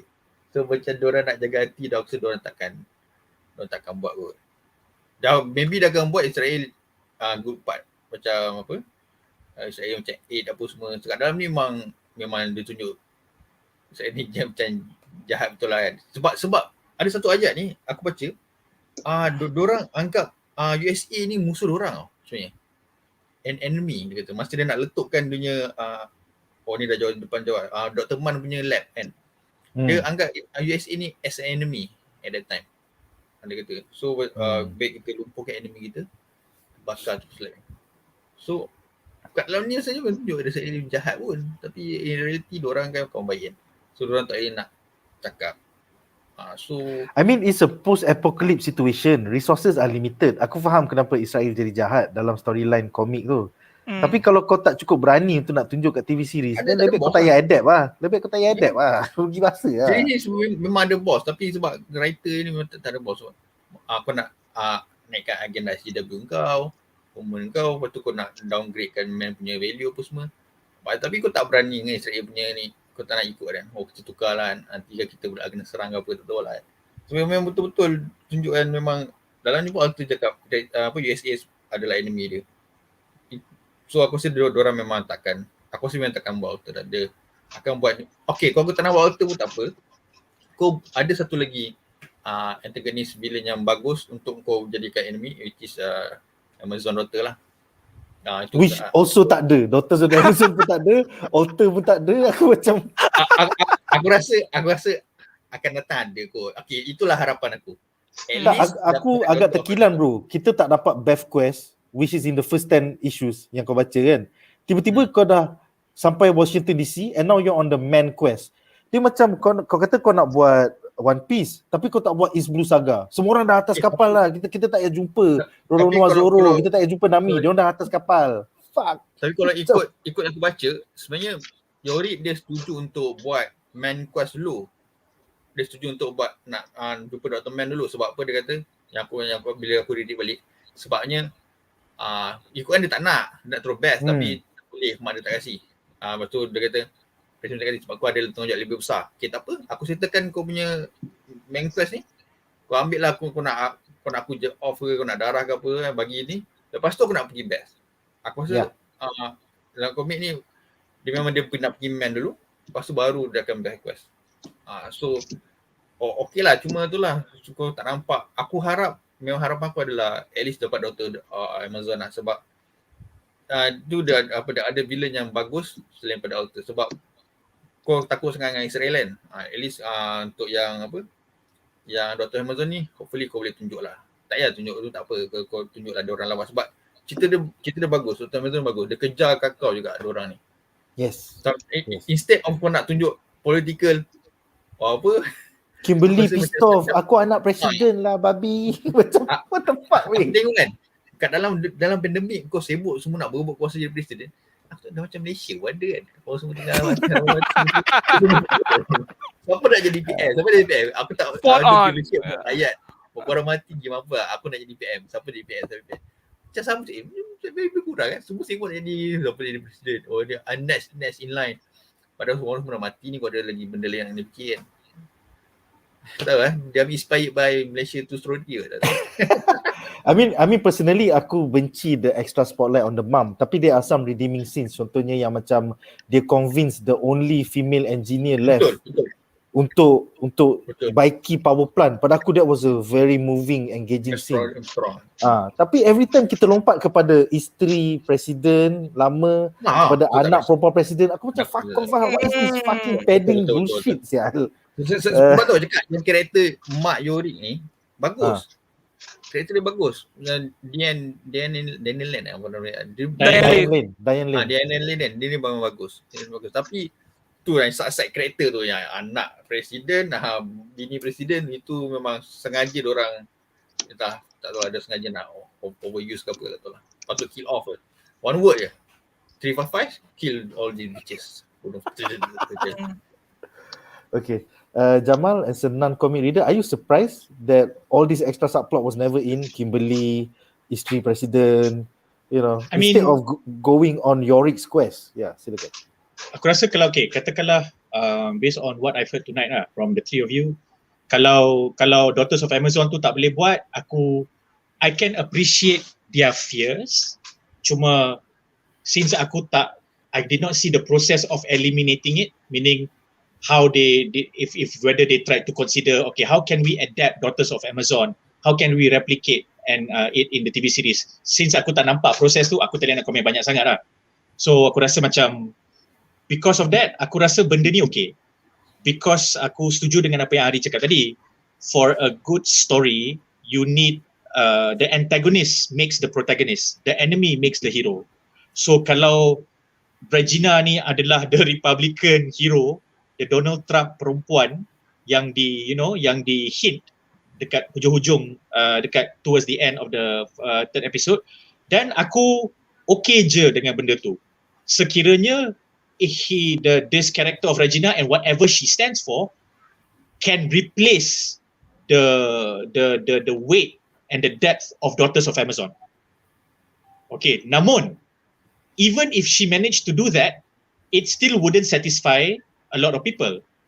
The reason is because they are spending a lot of time to do that, tapi cerita ni adalah cerita Why the Last Man. So apa kaitan Regina punya storyline sekiranya it is written very very well dan Diane Lane punya karakter dan diorang punya pertembungan dengan Yorick. So kalau karakter Diane Lane kata kalau pertembungan itu adalah kerana Diane Lane nak lindungi Yorick kerana Yorick anak dia, then Diane Lane punya stoic karakter tu runtuh lah. Sebab ideally kalau dia dah stoic macam tu, dia reluctantly jadi politician, jadi presiden, lepas tu dia growing into the role, and then last dia give up sebab anak dia yang padahal dia punya relationship dengan anak dia pun tak adalah tight sangat. Then what's the point? Kau buat Regina elok-elok dan kau set up Diane Lane punya karakter ni elok-elok, lepas tu Diane Lane punya karakter yang kau dah elok-elok set up ni runtuh sebab anak je.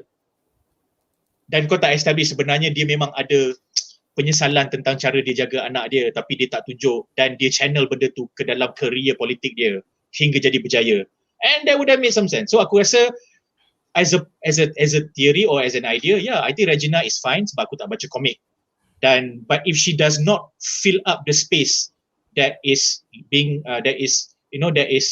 there, because aku rasa takkan ada Daughters of Amazon, then aku rasa cerita ni hanyalah satu vehicle lah untuk orang-orang yang buat filem, orang-orang yang buat cerita ni untuk ceritakan Amerika yang zaman ini dengan menggunakan atau dengan melacurkan satu title komik yang bagus, yang dah memang acknowledge kat dalam the graphic novel punya community, dalam creative writing punya community as a good example of writing for the last 2 decades. So sayang lah. As a principal, aku rasa okay je dengan Regina Oliver. I do not know how it's going to pan out in the next few episodes, but it's very easy for me to just dismiss benda tu Sebab kalau cerita ni in 2 episodes it's not about Yorick anymore, then aku dah tak kisah. Like, you just change the name, then I might like the series. If you don't change the name, then I will not like it. Because it's not about Why the Last Man anymore. It's about Why the Last Man's mom versus Regina Oliver. Betul je? Then why is it called Why the Last Man? Tak tahu. Tapi setakat apa yang aku nampak tentang Regina ni, kalau anak dia, Kimberly anak dia lah kan? Kimberly bukan anak Regina. Kimberly is the daughter of the president. And then yang Campbell. meracau Okay. walking through the Okay. night tu is the wife. Yeah. Okay. Sebab because aku rasa characterization of Regina dalam short 5 minutes dia dekat atas katil tu, I like the characterization. So itu mungkin good directing atau plus good actor plus for that particular part good writing lah. Sebab cara dia bercakap tu kau dah boleh tahu dia ni Republican, which is really nice. Kan? Sama macam Agent 355 lah. Dia cakap sikit je kau dah boleh dapat dah karakter dia. That's good directing and that's good writing. You know the right lines to give, you got And the right the way actor that to do the it. other characters are talking about Regina. Contohnya, Regina, tu Mamat yes. gila So- dekat Twitter tu yang cakap anti-vax yang tu. juga Kibat tu. exactly. So dia macam dah set up tau. Tapi Actually that's I also like that scene yang masa diorang sembang-sembang tu. Betul lepas diorang ada banter-banter sikit. Lepas tu kan ada seorang cakap, it's okay, you have my support dekat Diane Lane punya karakter kan. sedangkan dia Republican kan. And then masa tu kan Diane Lane, kalau kau nampak, that's great acting sebab Diane Lane punya muka tu macam, okay, that made me feel good, but I cannot react as how good I feel because macam I know I'm not supposed to feel good about that because so that is a nice thing to see. Tapi kalau dalam cerita ni kita kena scavenge scene macam tu dalam 50 minit, 60 minit every episode, dan jenuh lah. Kesian lah korang yang dah beli TPB, dah baca semua betul macam look forward gila babi, orang-orang yang dah setia gila babi 19 tahun, 10 tahun kan, macam damn it, benda ni fuck baik aku bagi Zack Snyder buat. Okay, keluar lagi Zack Snyder kan. So but this is how I feel lah. I think Regina is fine until she is not fine. Itulah, macam itulah. Nah. Anything else? Ari punya ngeluh tu aku macam wish. Aku sendiri dah macam okay lah, aku rasa aku nak give up hope juga. I'm just saying sacrificing Colonel Arthur with this Republican fat bitch named Regina Oliver is a poor substitute. Aku inclined to terima benda tu lah. Tapi since aku tak baca lagi komik tu, aku will be the only one out of the us four yang macam okay aku bagi kau muka lah, lagi 2 episod macam tu agak. Yeah, because Arthur actually chased after Yorick. Yeah. I doubt Regina Oliver is going to spend episodes kejar Yorick in a helicopter or something. I see. Aku mungkin theorize that Regina mungkin akan kejar tapi motivation dia lain. Tapi if that were to happen, kita tengoklah macam mana writer akan fumble lagi dan miswrite that again. I think Because I can the see idea that of that makes sense. The idea of that makes sense. Tapi kalau dia punya execution teruk, then tak biasa. Because there is a threat there. Kimberly dah tahu yang mak dia nampak Yorick. Kan dia macam threaten. Kenapa mak aku nak imagine bukan Harry Connick Jr., bukan husband dia. Kenapa nak imagine Yorick? So macam there is a threat there yang maybe Regina will follow through. And then bila she found out that 2 helicopter women mati, so it looks like it lah. It looks like we're not getting Alter, the Israeli punya soldier. Instead we're getting this white supremacist. Maybe it's a long shot. Maybe she gets all this, and then she asks the Israeli for help, and they send Alter as a as a support. lead in to Alter. Yeah. Okay, maybe. That work. I'll be happy with that. At least will be a better show. Yeah.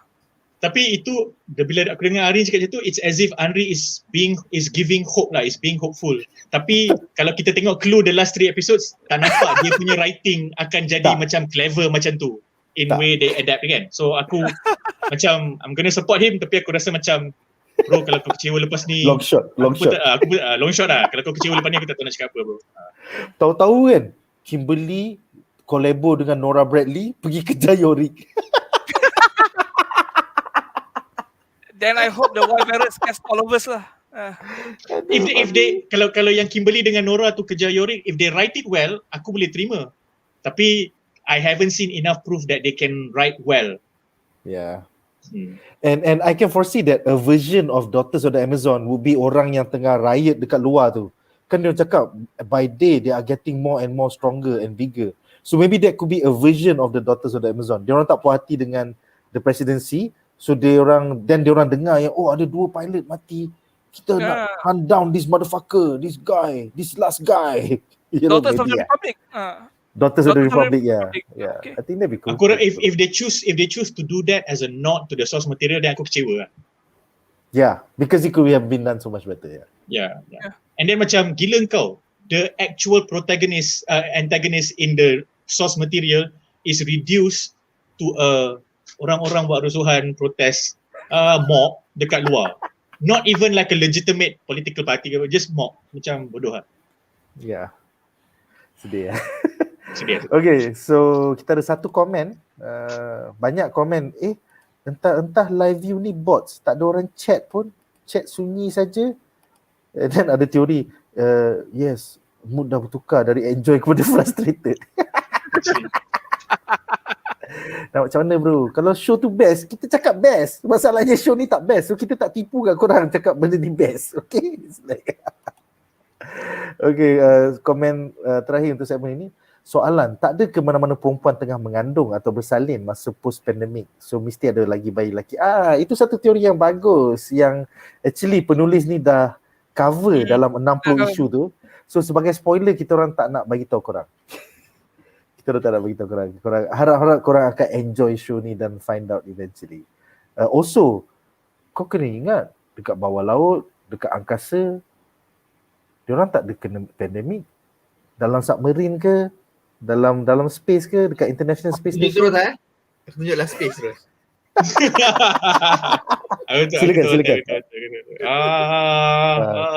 Tunjuk last page of issue 11. Issue 11 ya. International Space Station. Pandemik tu dekat bumi je guys. Pandemik kat bumi. So aku harap itu menjawab persoalan Ahmad Nasrah sama ada orang pregnant ke, ada orang lain ke. So yes. Kemudian Amirul mengatakan nak enjoy the show tapi BuzzPOP dah cancel nak bedah. Kita akan macam Amirul ada cakap earlier, okay lah Nick, episod depan dapat 2 episod 4 and 5. So akan jadi close call untuk teruskan atau tidak. Kalau teruskan treat as TV series je lah. Yes. Kalau betul minggu depan kita dapat episod 4 and 5, we will make our decision by that episode sama ada untuk continue atau tidak. Because yes, buat apa support benda yang kita orang tak suka kan. It's just extra pain and a waste of our time. Jamal? Tapi kalau tengok episod 3, dia nak ke arah dah start nak best tau. Dia nak ke arah yang tu tau. Tapi tak tahu, kita tengok macam mana. Aku sedih that it took them 3 episodes lah to get there. Okay guys, so dengan itu berakhirlah 5 babak menarik daripada 3 episod pertama Why the Last Man. Sekarang kita akan bincangkan harapan kami bagi episod minggu depan. Alright, so episod minggu depan, episod 4 berjudul Karen and Benji dan episod kelima berjudul Manhunt, M-A-N-N, i.e. Dr. Allison Mann. So, apakah harapan korang untuk 2 episod minggu depan? Kita mulakan dengan Andri. Are we gonna get an Asian Allison Mann? Ke dia kena blackwash juga ke? Jadi whitewash pula? Dia jadi reverse, Makoto Kusanagi dah jadi Scarlett Johansson. Jadi Allison Mann ni pun kena jadi Scarlett Johansson juga. Silakan. At this point, I tak kisah kalau Allison Mann is an Indian lady lah. I don't care if she's whatever ethnic race lah. I just hope the show gets better. I hope we have an established antagonist within the next 2 episodes. Someone who we can see kan, okay, she's going to be trouble. Not trouble macam prying around the White House. Actual trouble macam I'm going to kill you bitch. Trouble. Yeah. Okay. Alter type antagonist. We'll see if we have that or not. Yeah, we'll see in the next 2 episodes. Because harapan because I think with 2 episodes in, and it is safe to say that most of the viewers will make a decision in either to continue this show or not. They have to see the antagonist. Who are we going to put our hopes to make the hero better? if by then they tak establish, I think there's no point continuing. Because by episode 5, that is the halfway point of a 10 episode season. So kalau engine kau tak panas lagi by the halfway point, what the fuck are you guys doing in the writer's room, man? Kalau I mean, engine kau tak panas lagi, kita semua panas bro. I mean, every show, every series, every franchise kan, they have an established villain. Like Star Wars, I mean, the first 2 scenes, Darth Vader walks down the corridor, bunuh all those people. We need something to make us see who's the real hero and who's the real villain at this point already. Ya, betul. Duan, apakah harapan kau bagi episod 4 dan 5? Kalau minggu depan is 4 and 5 dengan tajuk Manhunt lagi tu. Aku rasa kalau ikut doktor ni, sepatutnya dia akan muncul episode 4 dan 5 lah kan. So harapannya dan aku mengharapkan dia ambil jalan cerita jumpa Doctor of Amazon lah. Sebab jalan cerita tu dah start panas, dah start Yori buat bodoh lepas tu diorang akan membalas dengan Doctor of Amazon. So banyak action kat situ sebenarnya. Banyak action. So kat situ pas waktu supposedly dah start panas. Sebab kau pun dah macam mengelak tau. Sebab waktu ni kan dia kena Yorik dengan Tifa Fang, waktu kena jalan kaki, tu naik motor kan. Ni kau naik fucking helikopter. Kau dah mengelak banyak, kau dah pancung banyak benda tau. So patut kau boleh cepatkan punya pace tu. So akan hopefully ada jumpa Dr. Amazon untuk kau akan lawan apa semua. Give some action lah. Sebab kau dah yalah, naik helikopter laju gila kot daripada naik motor. Sebab dah mula naik motor. Yeah. If you think about it kan, this is a post-apocalypse world, but we barely saw a post-apocalypse world. Kita hanya tengok scenes in New York, banyak kereta dah terlekat, banyak orang mati tepi jalan, but we were missing the scenes of Yorick walking from New York to Washington DC. Tiba-tiba, naik helikopter. So it's like, sekarang that they are on their quest, aku harap helikopter tu sampai kat Harvard ke apa, and then they need to find Ellison Man. So biarlah kita nampak lagi banyak of this post-apocalypse world, you know. Aku rasa dia tak dapat tunjuk sebab maybe masalah lokasi lah kot. Sebab kau nak buat semua tu kan, kena kosongkan bandar tu. But then diorang boleh buat. Aku rasa time shooting ni memang tengah pandemik, semua orang tengah lockdown. So diorang curi kesempatan tu nak buat few scenes. Ada kena bandar macam kosong juga kan. So dapat shoot. Tapi maybe sebabnya dia tak boleh tunjuk semua sangat sebab tak susah aku rasa. Kau nak kosongkan tempat tu ni. Lepas tu kau tak nak guna CGI pula kan. So benda tu jadi susah kot. So dengan bajet, cara nak mengelak lah terus helikopter terus sampai. Actually, you know, my favorite shot out of all 3 episodes was the beginning tu. Yang dia cakap 3 days after the apocalypse. Lepas tu kita nampak Yorick berjalan, and then the drone shot tu makin lama makin naik kan. Kau nampak yang jalan tu forms Y. Betul. Pada aku tu, okay, this is it. It's a fucking dystopian post-apocalypse story. Let's go. Lepas tu kau lompat the day before. And then tiba-tiba kau tengok nampak Hero Brown lah, ada skandal. Dia lah nak cuba gaduh dengan Bev lah. Fuck, banyaknya setup. Aku rasa ni scene Y tu semua shot kan. Aku rasa tentu memang semua orang tengah lockdown tau. So dia boleh buat scene tu. Sebab semua orang tak ada. So kena lockdown, okay. Kita boleh guna jalan ni kosong ni kan. Kena buat ni sikit. So dapat scene tu, shot tu kan. Lepas tu, lockdown dah habis lah. Tak boleh nak soalnya shootingnya tu dah. Pasal nak dapat pass untuk shooting dekat New York bukan senang. New York is always busy. Always. Betul, aku rasa dia gunakan kesempatan lockdown tu untuk mendapatkan scene macam tu. Tapi tak banyak dia yang boleh buat. Aku rasa lah.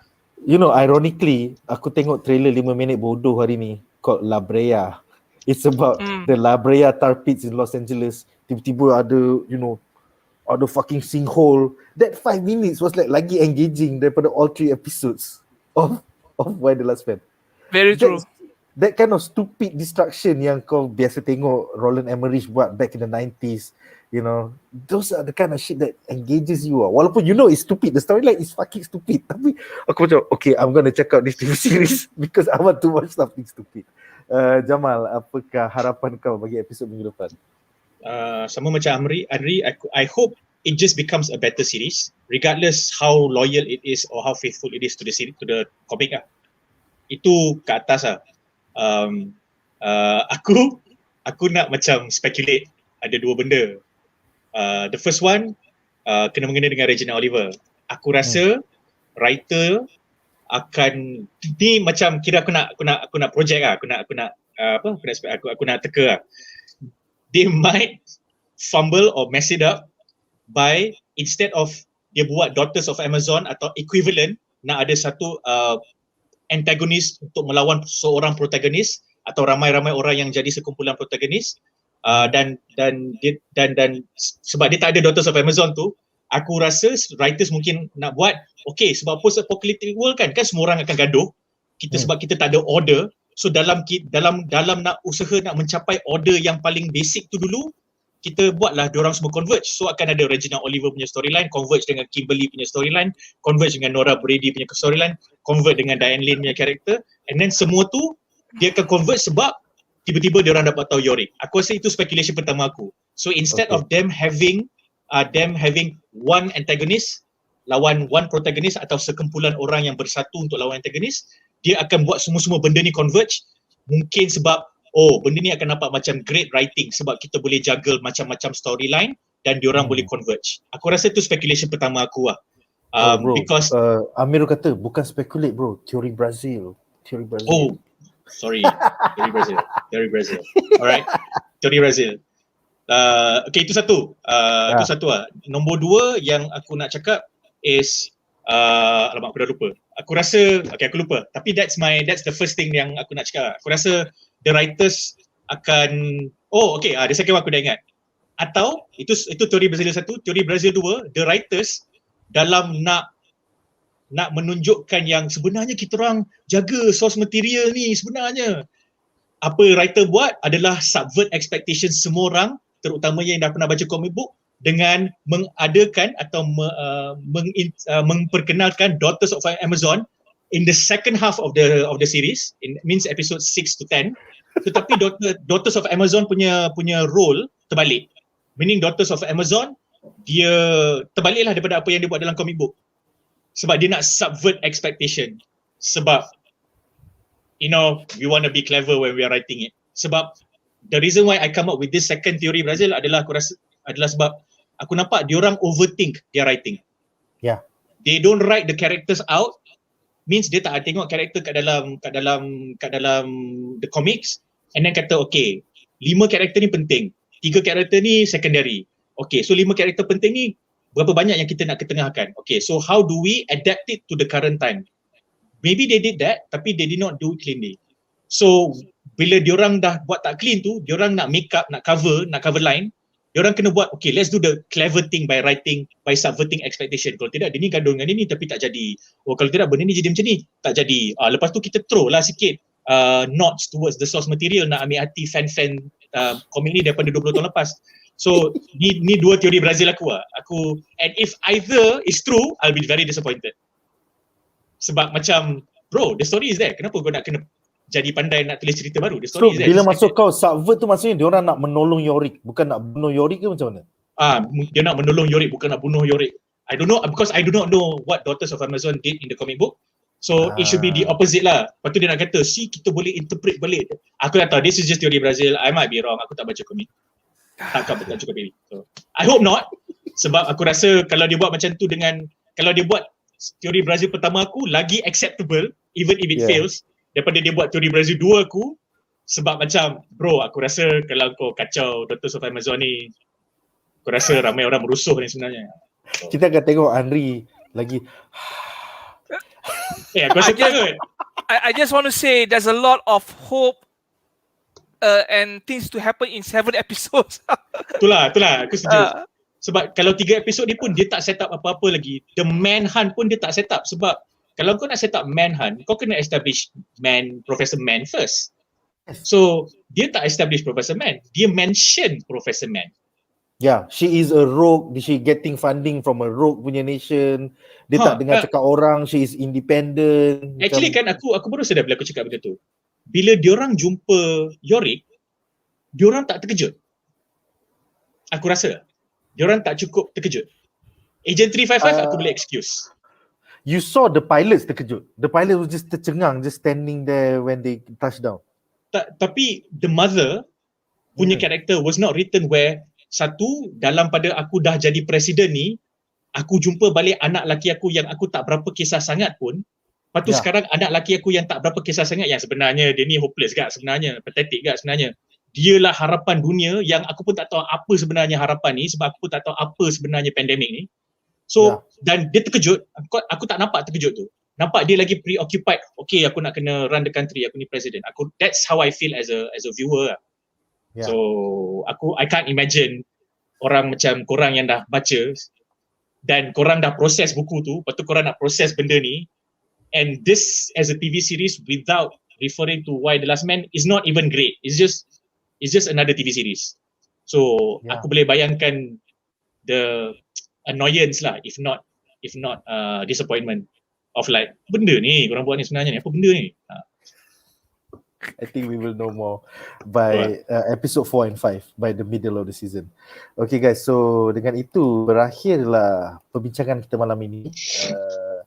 Terima kasih kepada para panelis kita, Jamal, Raslan, Kaki Buku, Andri, Kaki Manga, dan juga Duan Yakuza, Kaki Komik. Jumpa lagi minggu depan di mana kita bakal membincangkan Why the Last Man episode 4 and 5. Selain daripada itu, check out our other shows.